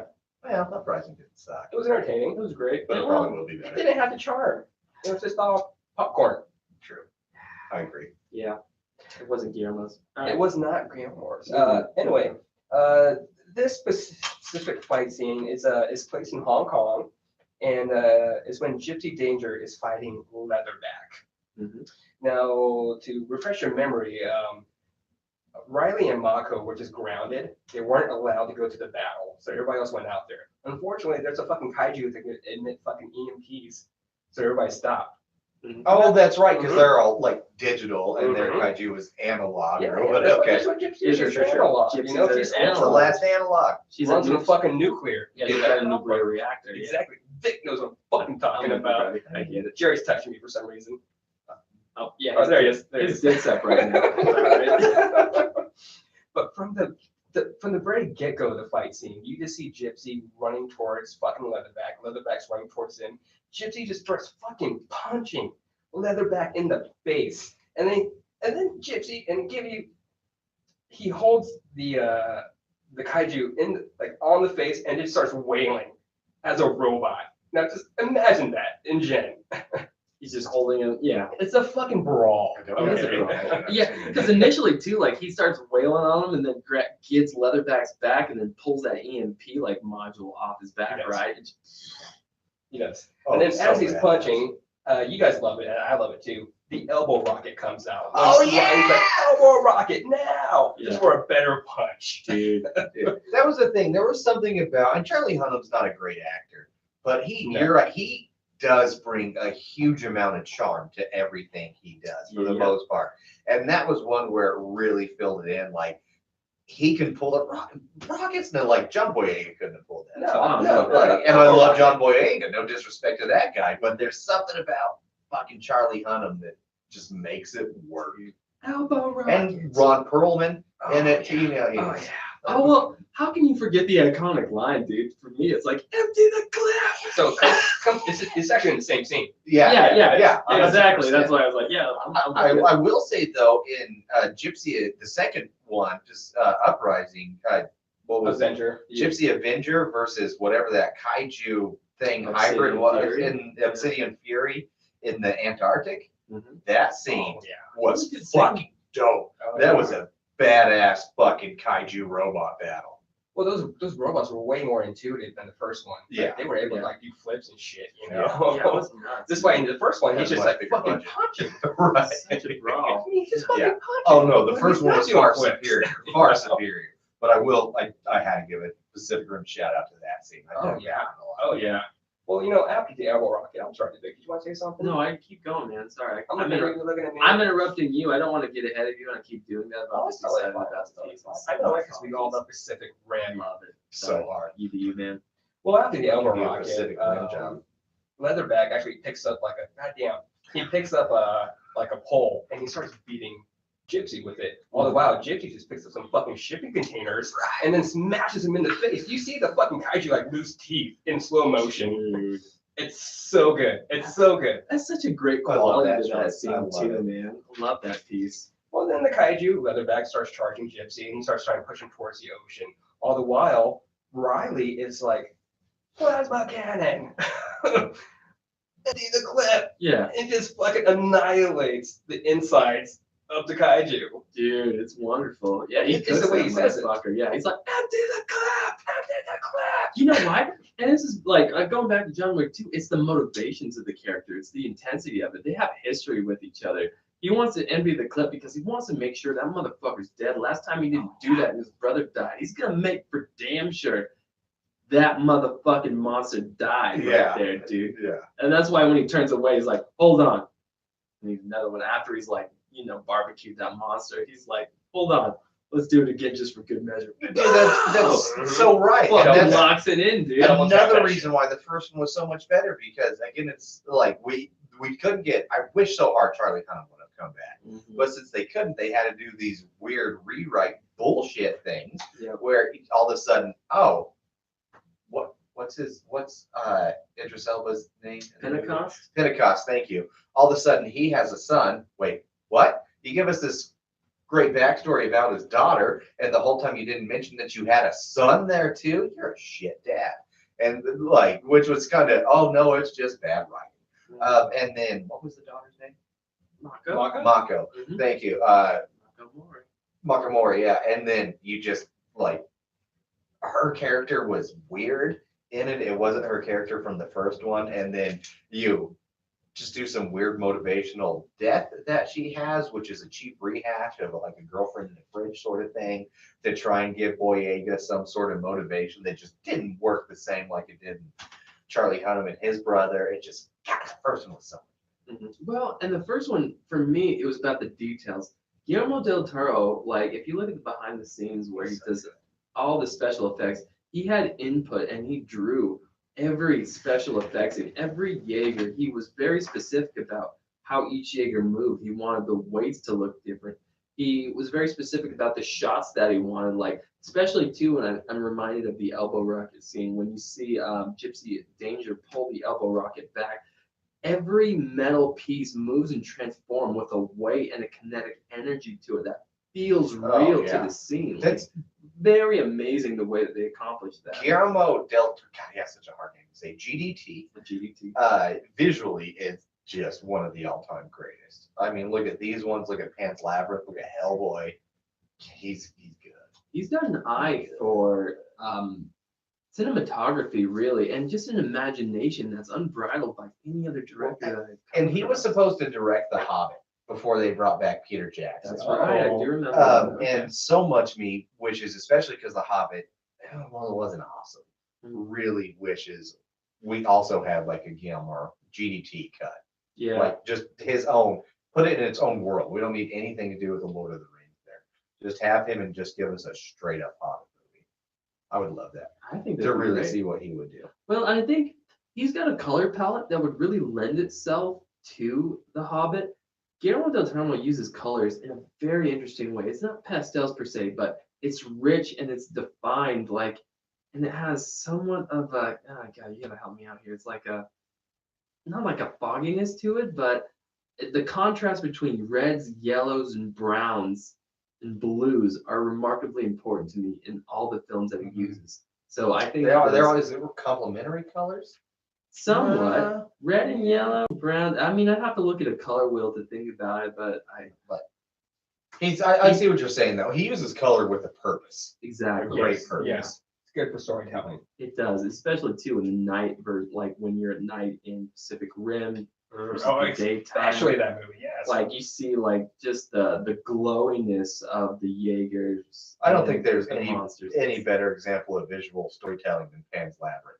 Especially because it's all in Spanish and you can watch it not knowing Spanish without subtitles. You know everything that happens. You're just as in it. Like he's good. I also recommend Shape of Water. He directed that movie as I well. haven't seen that. It's a beautiful I've movie. heard nothing but good things. But He did a wonderful job with that movie. Yeah. And before I pass off to JB, I chose this particular scene because it's before it's that time when Riley and Mako prove that they deserve to fucking do this. Mhm. And at that point, they're like, "Yeah, that's team captain right there. Yeah. Fuck it, we were wrong. We were wrong." Well, yeah, because initially they were benched because they couldn't drift with each other. Like Mako got too intense. Her history was too intense with the Kaiju. with the kaiju. Yeah. So just having them like really prove themselves during the drift, that's a climactic and a benchmark moment for those two. Loved it. It was great. And then they beat the shit out of a lot of other kaijus. They did, man. Dude, in that scene too, yeah, they took out what, 3 kaijus? Yeah, it was glorious, glorious. Thank you for that. That was a great scene, Paul. JB, what do you got? I'm gonna talk about. So this is maybe cheating. It's not necessarily about one scene. It's about one movie, one man. The Protector with Tony Jaa. Ooh. 2 scenes really I want to talk about. Quick history. Tony Jaa, he's one bad mamma jamma. He is a Muay Thai expert and physical freak of nature. Started Muay Thai actually pretty late in his life, but he was a world-class gymnast and track athlete, so he could just pretty much do whatever. So he picked up Muay Thai incredibly fast, but he actually legitimately grew up on an elephant farm in Thailand. And if you watch a lot of his movies, you kind of get it. But The Protector is great. Quick plot summary of it. He grows up on an elephant farm. Surprise. And then they're having some elephant parade, and these poachers from Australia come in and steal 2 of his motherfucking elephants. He don't like that. He go to chase them down. They shoot his dad. Oh no, Dad don't die though. It's okay. Don't worry about it. Good. But he chases them and they get away. Unfortunately, he doesn't make the catch, but it's a dope ass chase scene. Seen it, and then his dad's like, "Well, guess you got to go to Australia and get our elephants back. I can't do it. I just got shot in the chest. It hurts." Except he says in Thai. I don't know how to say that in Thai. So he takes a trip to Australia and walks shit up to get his elephant back. But it's great. I don't know, it doesn't really matter the story of it, but ultimately, Man lost his elephant. He man wants it lost back. his elephant. They took 2 elephants, daddy elephant, baby elephant. It was this Thai company based out of Australia. They took the elephant, the big elephant, and killed it because they think elephant would grant you immortality. So who gives a shit? It doesn't matter. And then, of course, that's how it goes. So he has to go whoop some ass to get his elephant back. Weird plot, but goddamn the fighting in this movie. Also, fun fact: it was only released in Australia. And then Thailand, and Quentin Tarantino was in Thailand and he saw the movie and he said, "The fuck is this only in Thailand for? That makes no sense." So he paid for it to get produced worldwide. And then it got a US release and an Australian release because obviously it's based off Australia. You got to send it down there and a whole bunch of other things. That's So cool. it man. actually, if you watch it, says Quentin Tarantino presents only because he was like, this needs to be out there. Dude, I love So he paid for it. Tarantino. He's the most awesome punchable guy I've ever seen. I'm not Right, gonna go on a yeah, Tarantino I get spill you. right now, but I love him and want to punch him in the face simultaneously. So, but let's talk about these fight scenes. So the first fight scene is that I want to talk about is a one-on-one fight scene. There's essentially people are trying to hide Tony Jaa because he's running from the Australian law, but this massive corporation keeps sending people after him. The cops are hunting him, and the guy just can't get a fucking break. But this monastery hides him. This Buddhist monastery does, or do they? They did. They did a terrible job. They found him, lit the place on fire. So they're in this chapel, I guess. I don't know what you call it, for a Buddhist chapel. It's on fire, but it's okay. They have sprinklers, so the fire sprinklers are on. And in walks Lateef motherfucking Crowder. Y'all know who Lateef Crowder is. He's the world's most foremost capoeira expert. Dude is a bad mamma jam. We talking breakdance fighting motherfucker. We talking about real life Eddie Gordo up in this bitch. He's great. So you have one of the best dudes of capoeira of all time and one of the best dudes in Muay Thai of all time. About 4 inches of water. And just, it is the most violent dance scene you've ever seen in a movie. That's really the only way I can say it. These two, it is a beautiful piece of artwork. You can find it on YouTube. I think it's a 5.5 minute, 6 minute fight scene one-on-one.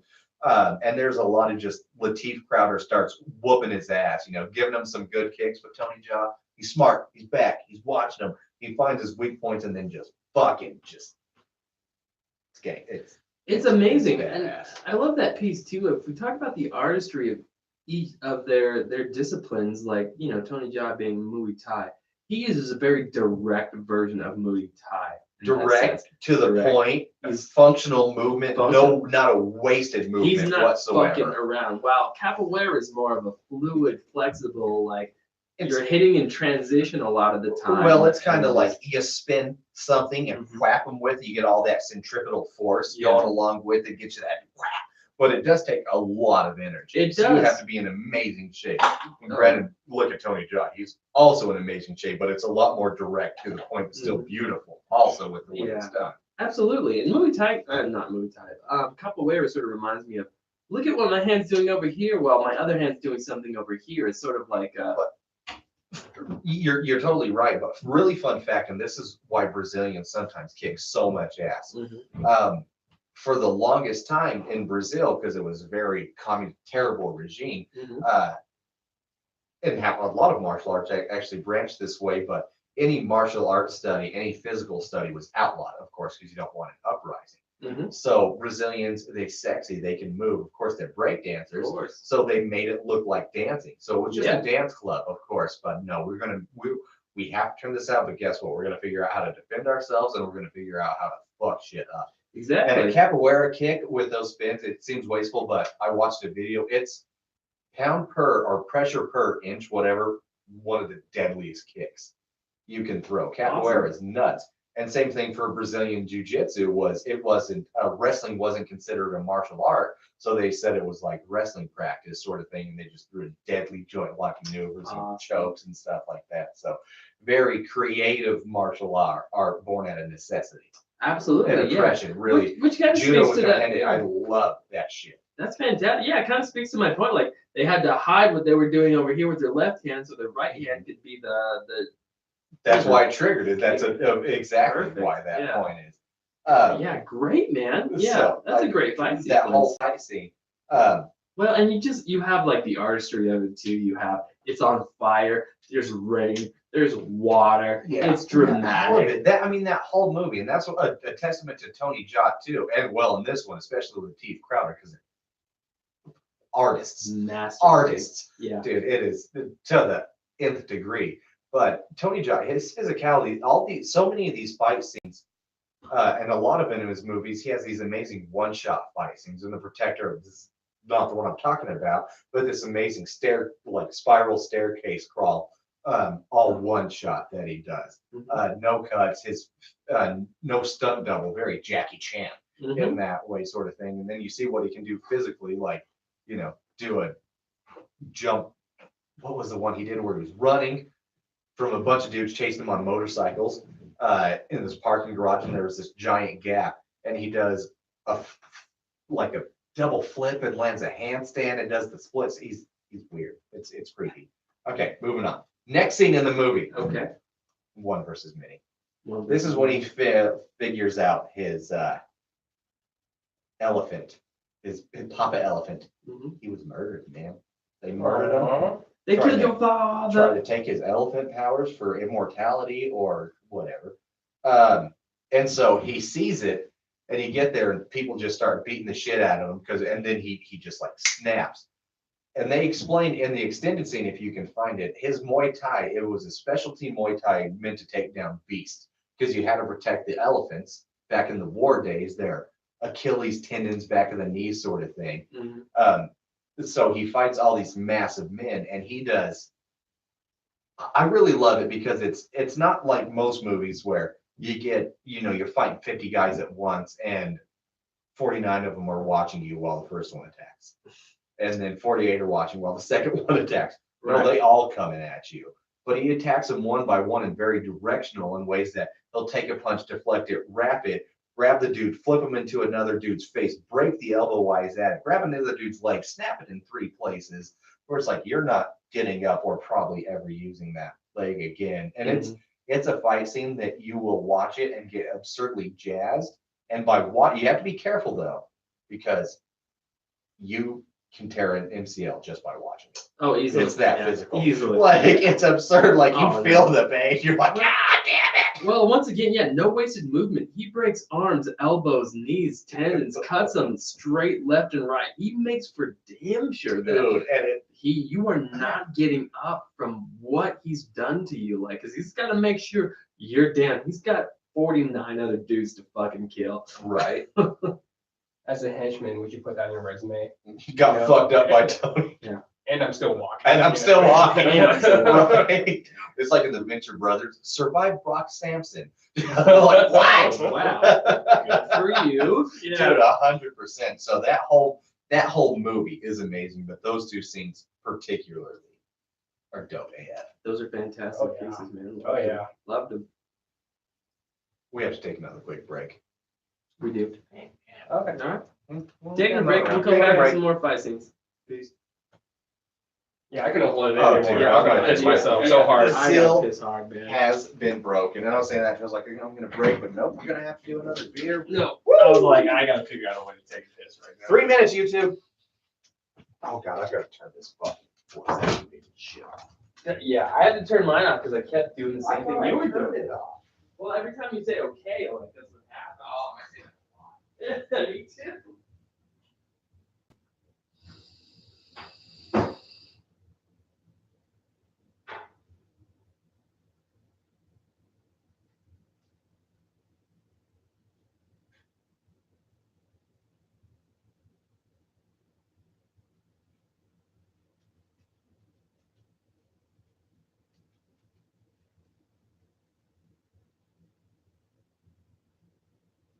Oh my god, I'm watching me right now. That's how I look right now. Shit.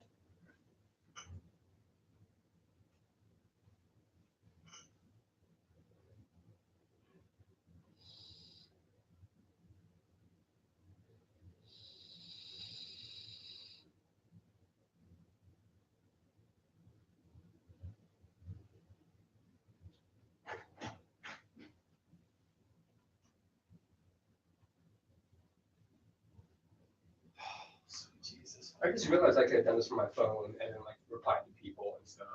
Oh, like the comments? But as Spot Con. Oh, But at least look at it, if anything. Yeah, I was thinking I might be able to pull it up on my phone, but I didn't even from my think about it. computer, but I did not. Did not. I'm gonna write something on it. Can you see how many people are in the stream? Just one. Oh. Or just chat, it's just one, so it's just Caleb, I don't think he's watching anymore. Oh.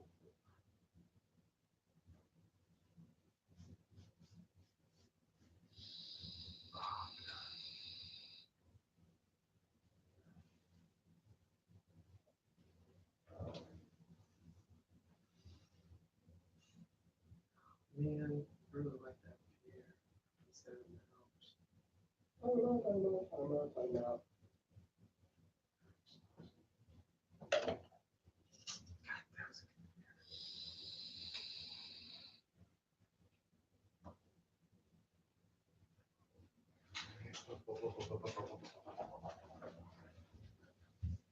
It's weird to see. It's not like it's like 2 seconds behind. Oh, yeah. Yeah. Yeah. It's kind of amazing. It's got to hit a satellite, come back, and be funneled back up to your mobile device. Kind of incredible. Technology. Weird. Well, I love technology. Not as much as you. You see. How they using technology. Oh, that was like one of the longest speeds I've ever had. I feel like whoever designed this house, because I know yours is the same way, Ryan, But the vents, like where the vents are and where the toilet paper rolls go, they're just like, you Right. want to try and be warm and have toilet paper on a roll? No. Yeah, because You're gonna walk in, it's all gonna be on the floor. Yeah, blew you it get the in fuck there, up. it's fucking everywhere. You're like, what's this fucking everywhere? Fucking everywhere. Like, what asshole? Oh, the vent. Okay. Yeah, no, it's stupid. All right. So I don't even care if you cut the podcast or you just cut that. Like, we need to take a quick break out. Yeah, no, That's- that's a good. And I'll just bring it back with like, and our next beer.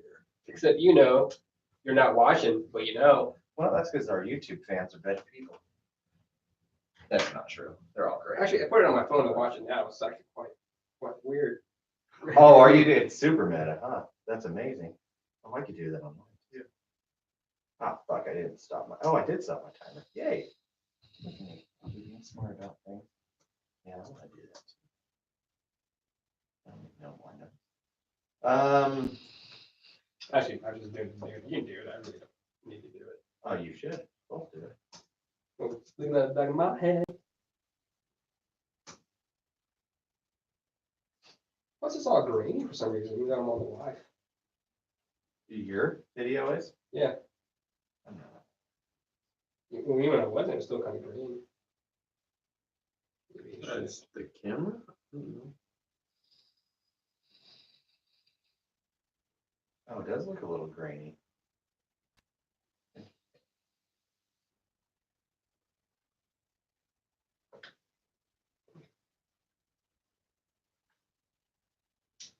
All right. Interesting. So we'll open the beer. Why is that so grainy? Because it looks like it's on the wide angle for some reason.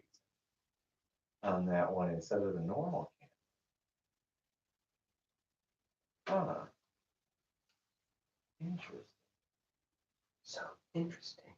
So interesting. So we'll open the beer. Yeah. Come back. Cocoa back. Cow Milk Stout Sun River Brewing. And then we'll go into yours again. Then we'll go into mine. And then we'll close out. Is that the last beer? Yeah. Okay. It was last beer. So we'll start with this. Okay. I'll open it and then we'll just loop and finish up how we would. All right. Sounds good. Mhm. Here we go. 3, 2. I just noticed that, well, I'm pretty much out of that beer. God, that was a good beer. Yeah. So I really want more of that beer. the only reasonable thing seems to be to drink another one. Not of that beer, but a different beer. All right, we're gonna finish the night off with a Cocoa Cow. Or is it a Cacao Cow? Chocolate milk stout. Ooh, that's a good one to finish with. A little dessert right there. Sun River Brewing Company. They are out of Oregon. What do we got here? Polly, you picked this up, right? So we got a 7% alcohol, 28 IBUs. Slightly sweet chocolate milk stout with Ghana cacao in it. So that bottle itself is like $7. Oh, wow. I bought it because I don't think we've ever had this beer. Oh, I can guarantee I haven't. Mm-mm. I've never had a chocolate milk stout. You know, I kind of Right. have to, unfortunately, have to avoid that stuff. Because I mean, when they say they have like milk in it anymore, they mean it. But this is, I'm kind of excited because I'm not gonna lie, I had a bit of a sweet tooth going on. Mm. Well, after that oak aged vino, that gave me a bit of a sweet tooth. What do we got on Untapped? Untapped? What's our whole thing in? Read that paragraph. Untapped has us at 3,567 total check-ins, 2,977 unique check-ins, and 101 this month. That would be 102.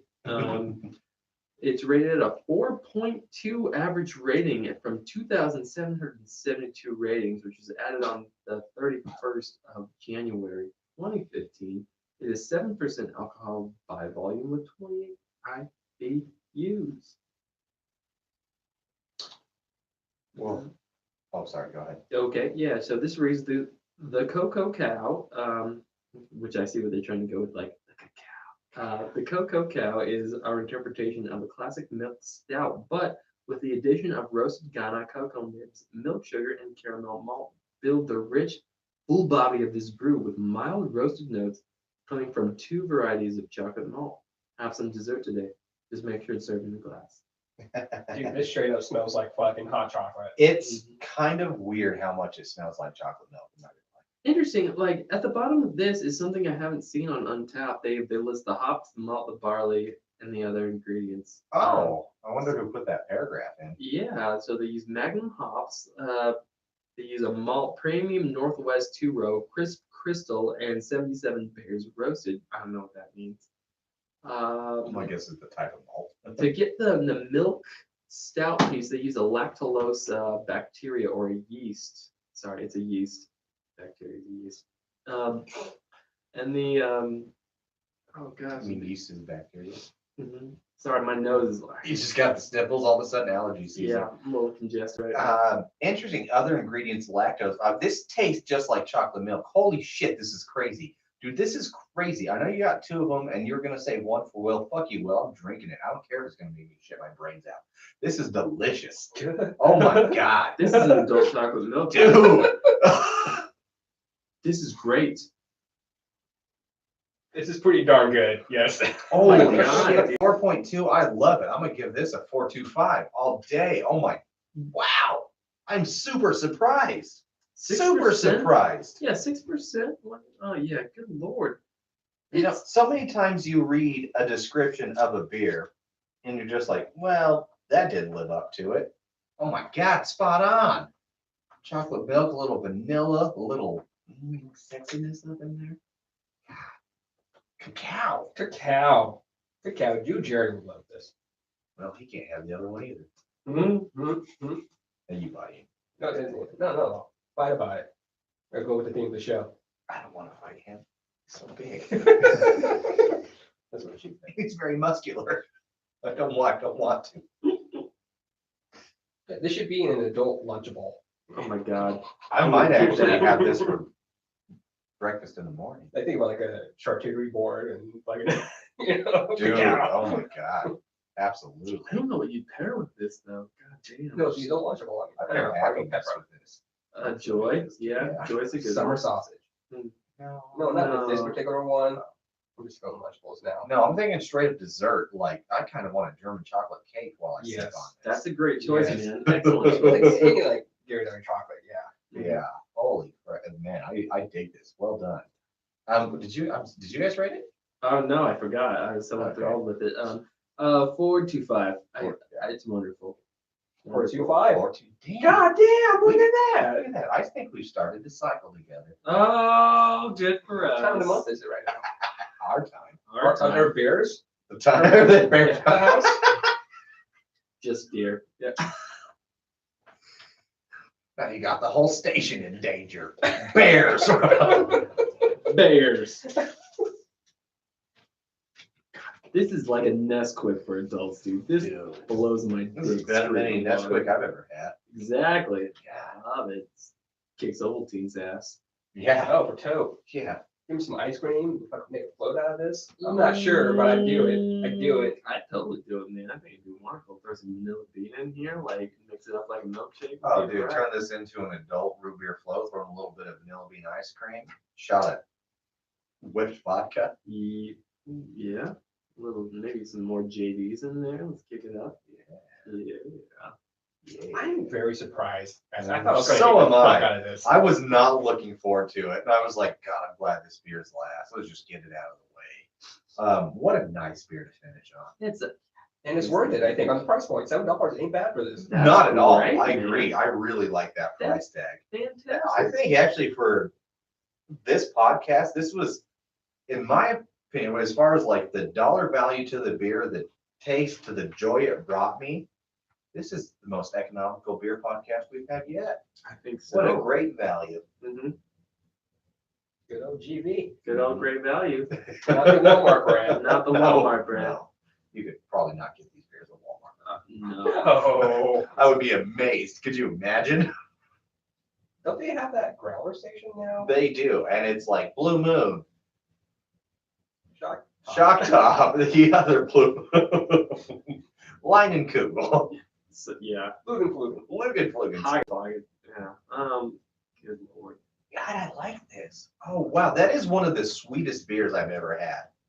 And It is. that's a positive statement in every way Of possible. course. I think you're right. This is definitely a dessert style beer. Like you want to end your night on this one. This is I think we couldn't even have arranged it better on this podcast. I if don't we think tried. so. I don't Yeah. think so. This But is wonderful. all right. Well, thanks, Sun River. Appreciate you. Keep Thank up the you. good work. Yeah. Grab this fucking beer. Get it in your belly. Yeah. It's so light too. It doesn't fill me up. It doesn't sit heavy. So I enjoy it. So Vic, what's your second choice, buddy?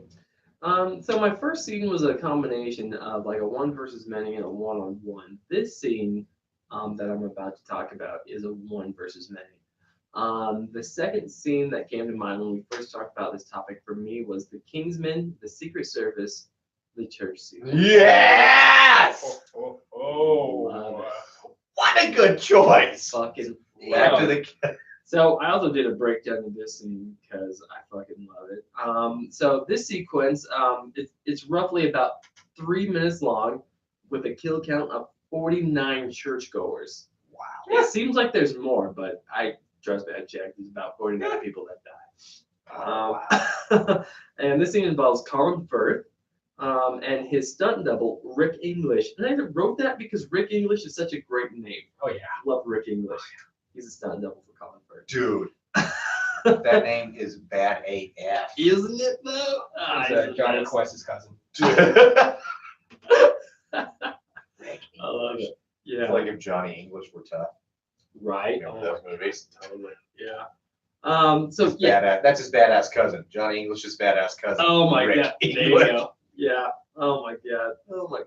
Yeah. So this scene came to mind because the level of difficulty and technicality that was also involved in it. It was shot over a week and a half, and this scene it presents itself as having 0 cuts. Right. It's a When- one shot, pretty much. When you look at it, it appears to be a one shot. However, an in-depth analysis proves to me to show that there are 49 discernible cuts that hide themselves with how did I write this? I think- With match cuts and the obstruction of the camera lens. Okay. I've seen, which is smart. Yes, I've seen those. There are those, and then you can see the obstruction cuts, and then you can see 4. I counted 4 hard cuts. You can count Yeah. because it goes back. You see Samuel L. Jackson's character and what's her name? She's from the Middle East. Butala. She does. Yeah. Yeah. She does an amazing job. However, it cuts back and forth to those two in like a booth across the street as they're watching all this drama unfold. But basically, what's happening in the scene is that Sam Jackson's character has created a noise that how do I say it? Like activates the aggressive core of the mind, like the limbic system, and tells everybody fight everybody all at once. And he starts this noise going off in a church while Colin Firth is in there investigating some information about who's trying to take over the world, essentially, and he's a part of this plot. So as he's there, Sam Jackson's character starts to sound, and this Colin Firth is not immune to this situation, and he starts fucking people up. The sound goes off, which creates this frenzy and this chaotic nature to the scene, and he just uses all of his training all at once and just starts shooting people left and right, empties the clip. He starts utilizing his electro measure. He starts utilizing incendiary devices. He busts out an axe. He busts out a fucking spear and starts killing Right, people left, right, and center, dude. It is a flurry of action. It's a flurry of martial arts. It's just simply incredible the way that this scene plays out. Like it blew me away stylistically too, because it appears to be one cut. However, it's not, like after you look in the deep, but upon first look, it's one cut, and you just see like the way that Colin Firth's character is just like killing people left, right, center, and afar, dude. He's just killing people with vengeance and justice and purpose, just out of sheer aggression. It's a beautiful scene of murder. It's just a great. It's scene. absolutely phenomenal. Also, her name is Sophia Boutella. In the Thank movie, you. her name is Gazelle. Thank you. But the second best use in a movie of the song Freebird also. I was a Killer, thank you. killer, Yeah. killer soundtrack. And That song just adds so much amazing intensity to that, especially, Leonard Skinner's got that deep Southern vibe and clearly a Westboro Baptist church sort of thing. So yeah, I love the use of that song. Another great, like how music can really elevate where you're at. Oh, just like John Wick, man. Exactly, Yeah. exactly. And that was another great use of it. And I don't think there's any other song that would have done more justice Mm-mm. than Freebird right there. So yeah, second best. use Isn't of that song in a that movie. girl married to Prince Harry? Which one? Sophie Yeah. Patel. So, is she really? Yeah. He married a super hot Actress? actress who's done action movies like that. I know Sophia Patella is a dancer. She's Algerian. Yeah, that one. She's also the Mummy. She's also in Hotel Artemis. She is. You're right. She's badass in it. Damn, she is badass in that movie. I don't know. I don't see it right away in her like thing. I don't know what we'll be IMDb, in. but that doesn't mean it. I don't think it's her. I'm pretty sure he married that chick. Because Prince Harry's a badass. Well, good for him. Oh, way good for him. Good for her. Control the world. Yeah. No, that scene, technically and intensity wise, I think it's one of the greatest fight He scenes. married Meghan Markle. Oh, yes. Now Meghan, Weird. Duchess of Sussex. I feel like they look similar. Oh, they kind of do. Yeah, they Okay, totally They do. They totally I do. get I it. think Sophia Patella is better. But they do look very similar. She's more badass. Yeah. Yeah. So yeah, that would be my pick for that sequence. Just Dude, that's fucking fun. That's a great one. I just like the idea of the one shot too. I think it's wonderful. Have you seen I think it was last season of Family Guy. I'm trying to remember exactly what the episode was. But they Oh paid wait, homage to that where Chris and Meg get in a fight. That's I've seen it. one of the best things to come out of In the Family Guy. cafeteria. Like, in the cafeteria. That was a It's really so fun much scene. ass, dude. Yeah, it's so great, that scene. What you got, Paul? Okay, so my next fight scene choice is from Dumb and Dumber. The dream sequence in the restaurant when Jim Carrey's fighting all the waiters. Come on. Come on. Awesome choice, bro. Awesome choice. Like, it's so funny. It's so funny. So much. So I'll break it down for you guys, okay? Hit me. So the first waiter he starts fighting, he breaks his arm, just straight up, just click. And then the other one, he repeatedly kicks that guy in the dick, Oh and yeah. then he starts punching him in the dick, Speed Oh, bag. and then he Speed bag, fucking yeah. fights his dick. Oh, that's right. He did not like that guy. And then he threw him out a window. FYI, I don't remember that scene. I had to rewatch it. Oh, he Yeah, did. yeah. Yeah, through like the lattice window or whatever. Yes, but then after that, the main guy comes out, the chef. He's Asian and also he knows kung fu. Obviously. So for a Obviously. minute, they're doing like air karate. Right? So, like, They're doing their kata, showing each other's moves off. but then it doesn't work out at Jim Carrey's. He gets Famous. yeah at all. Like Jim Carrey gets kicked in the face like fucking 10 times by that chef. Falls down, comes back up. Oh, That's the thing. No bend either. Straight up like Undertaker style, just all stiff Yeah, as a just horn. the- in any horror movie, yes, look it up. They do that. Jim Carrey did that. As if Divine Intervention just pulls him back out. It's And then, as if he was like trained by Kano, fucking, he just pulls the guy's fucking heart out. Yeah. And then puts it in a doggy bag. He puts it in a doggy bag. wraps dude. it up nice, wraps it up tight, like it. But Yeah. then he gets laid. Hands it No, back he to didn't him. get laid, actually. He woke up before that. That's Yeah. true. But tell me, I mean, come on. I mean, that move, that fight Dude. scene. I totally forgot about that fight scene. I'm glad you brought that up. That scene is fucking great, man. I loved it so much. I cried. I remember the first. I still cry when I watch that scene. Oh, dude, that's still one of the most quotable comedies of all time. So good. So great. Love it, man. Love it. All right, so let's talk about mine. This is another kind of a cheating moment because it's mostly a whole movie. This is a movie that is not just a great comic book movie, it is legitimately a great martial arts movie. And that movie that I'm talking about is Captain America: The Winter Soldier. Yep. Ooh, Another one I'm a nice. big fan of. I've always loved Captain America. I'll know that. My favorite comic book character. I also love the fact that his two favorite martial arts are judo and boxing, but he delivers one hell of a front kick. At least Chris Evans' version does. Straight up. Loves that front kick.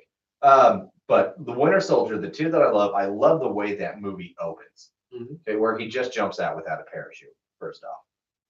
Makes it super badass. Comes up, fucks everybody on the ship up. So it's a combination of fantastical because he uses his shield very well, stealth, chokes people out, great judo, knocks them out. So that's kind of a one versus many, but then you end with a boss battle with the fight against him and George St. Pierre as Batroc Leaper. The Leaper. And fun fact, George St. Pierre choreographed that whole fight.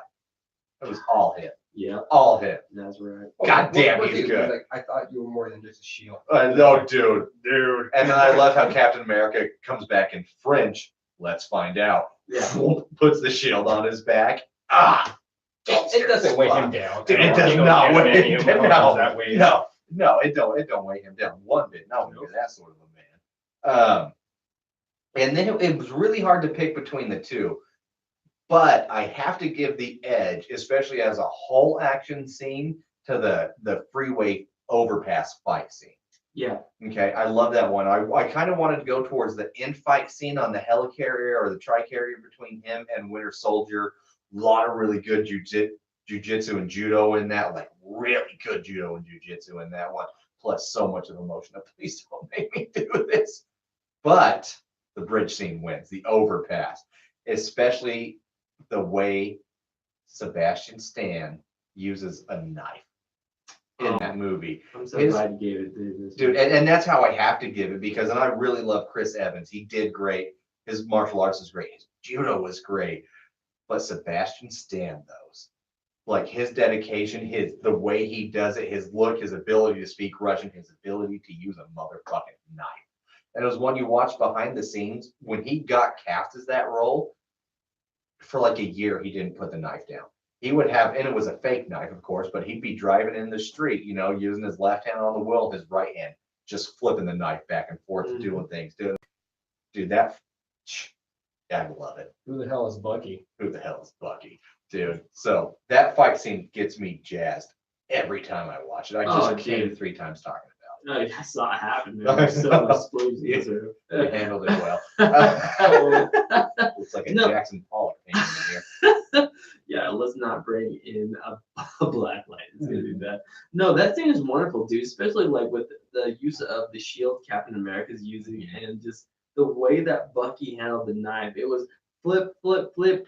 Drop the knife to the other hand that was free to Dude. move to the other hand. Like he utilizes knife as an extra appendage Oh, absolutely. in so many ways. To be It's able to part handle of it, dude. Like Yeah. it's so second nature. Not just that, but like the hits when he knees Bucky into the van, that whole scene with the van right there, then tries to cut him with a knife, pulls it, rips, Clear then which is the across. power of the knife he has, cuts through the goddamn van on there, and just like hard hitting, beautiful, fluid action. And those two, So great. Chris Evans and Sebastian Stan, I have to say maybe the two most bad mamma jammas in the Marvel universe. Shut your mouth. Robert Downey Jr. is actually pretty tough too. He's real good at kung fu in real life. He He's is. been doing it for many, many years, like 15 at this point. Oh, if not yeah. more. Oh, wow. What is he training again? Do you It's know? kung fu, Oh, kung fu. kung Okay, fu thank that he you. does Yeah. specifically. He not bad. He's pretty He's dang not good. bad. Yeah. He gave up his heroin addiction for kung fu. Okay. It's a much better choice. it I turns think out. so. Yeah. If you're thinking like, should I do some heroin? Just go do a martial art. It'll Do be some better kung for fu. you. Kung fu, jujitsu, judo, whatever. Holler at me. I'll send you to judo. I might not show up because I'm fat now, but I'll send you Tell the Brunomics sent you. there.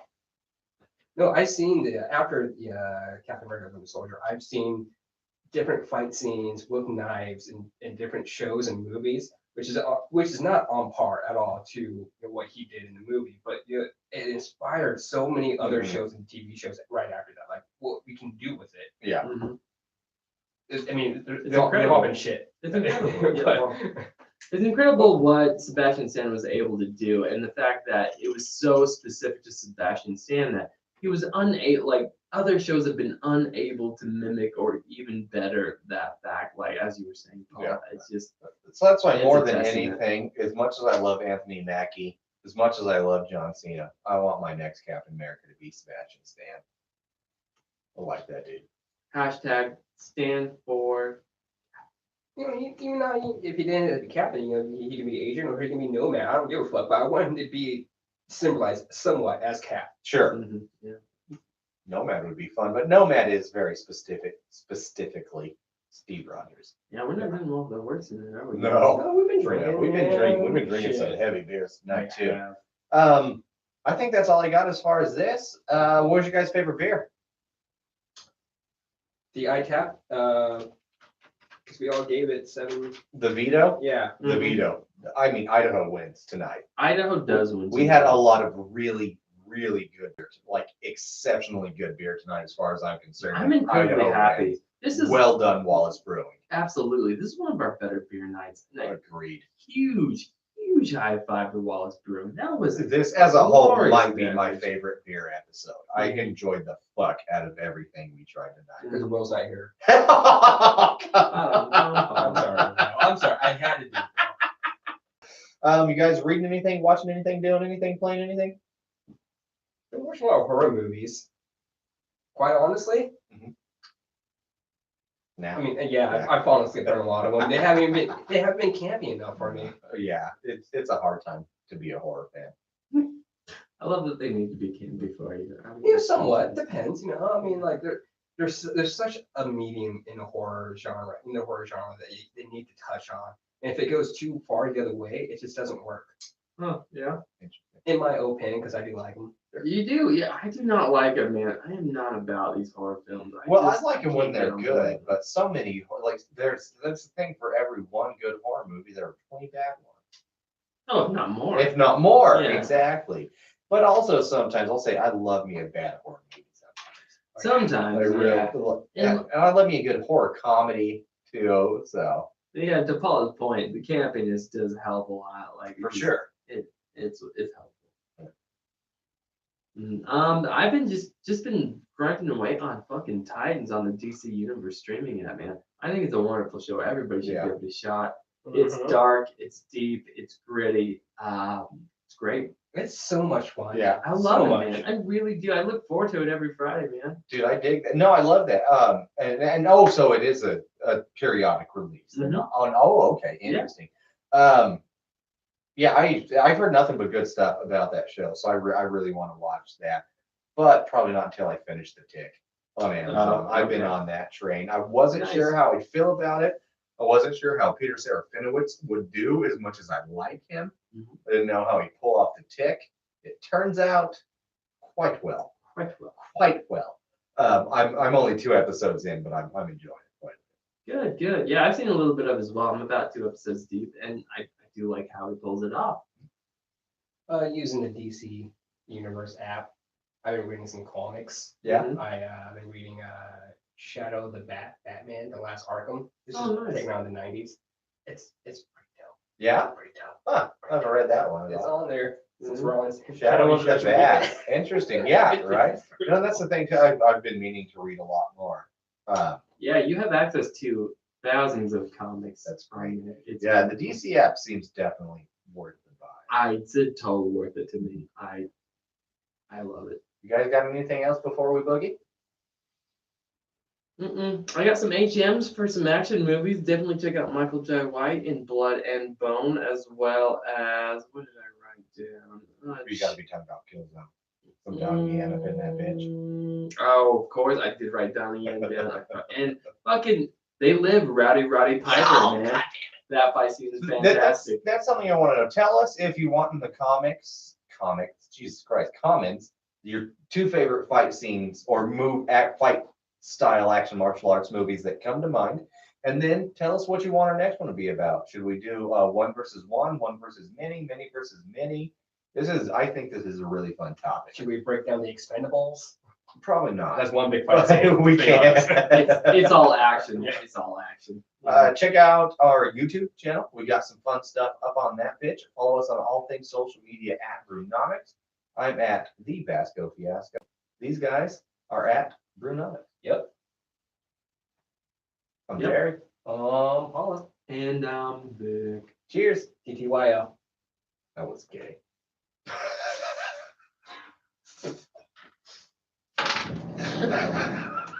Jesus. I don't know if can that be cut? I don't know if it can be. I was like way too quick, wasn't Oh, it? I mean, Jerry Basco beer. End stream. industry.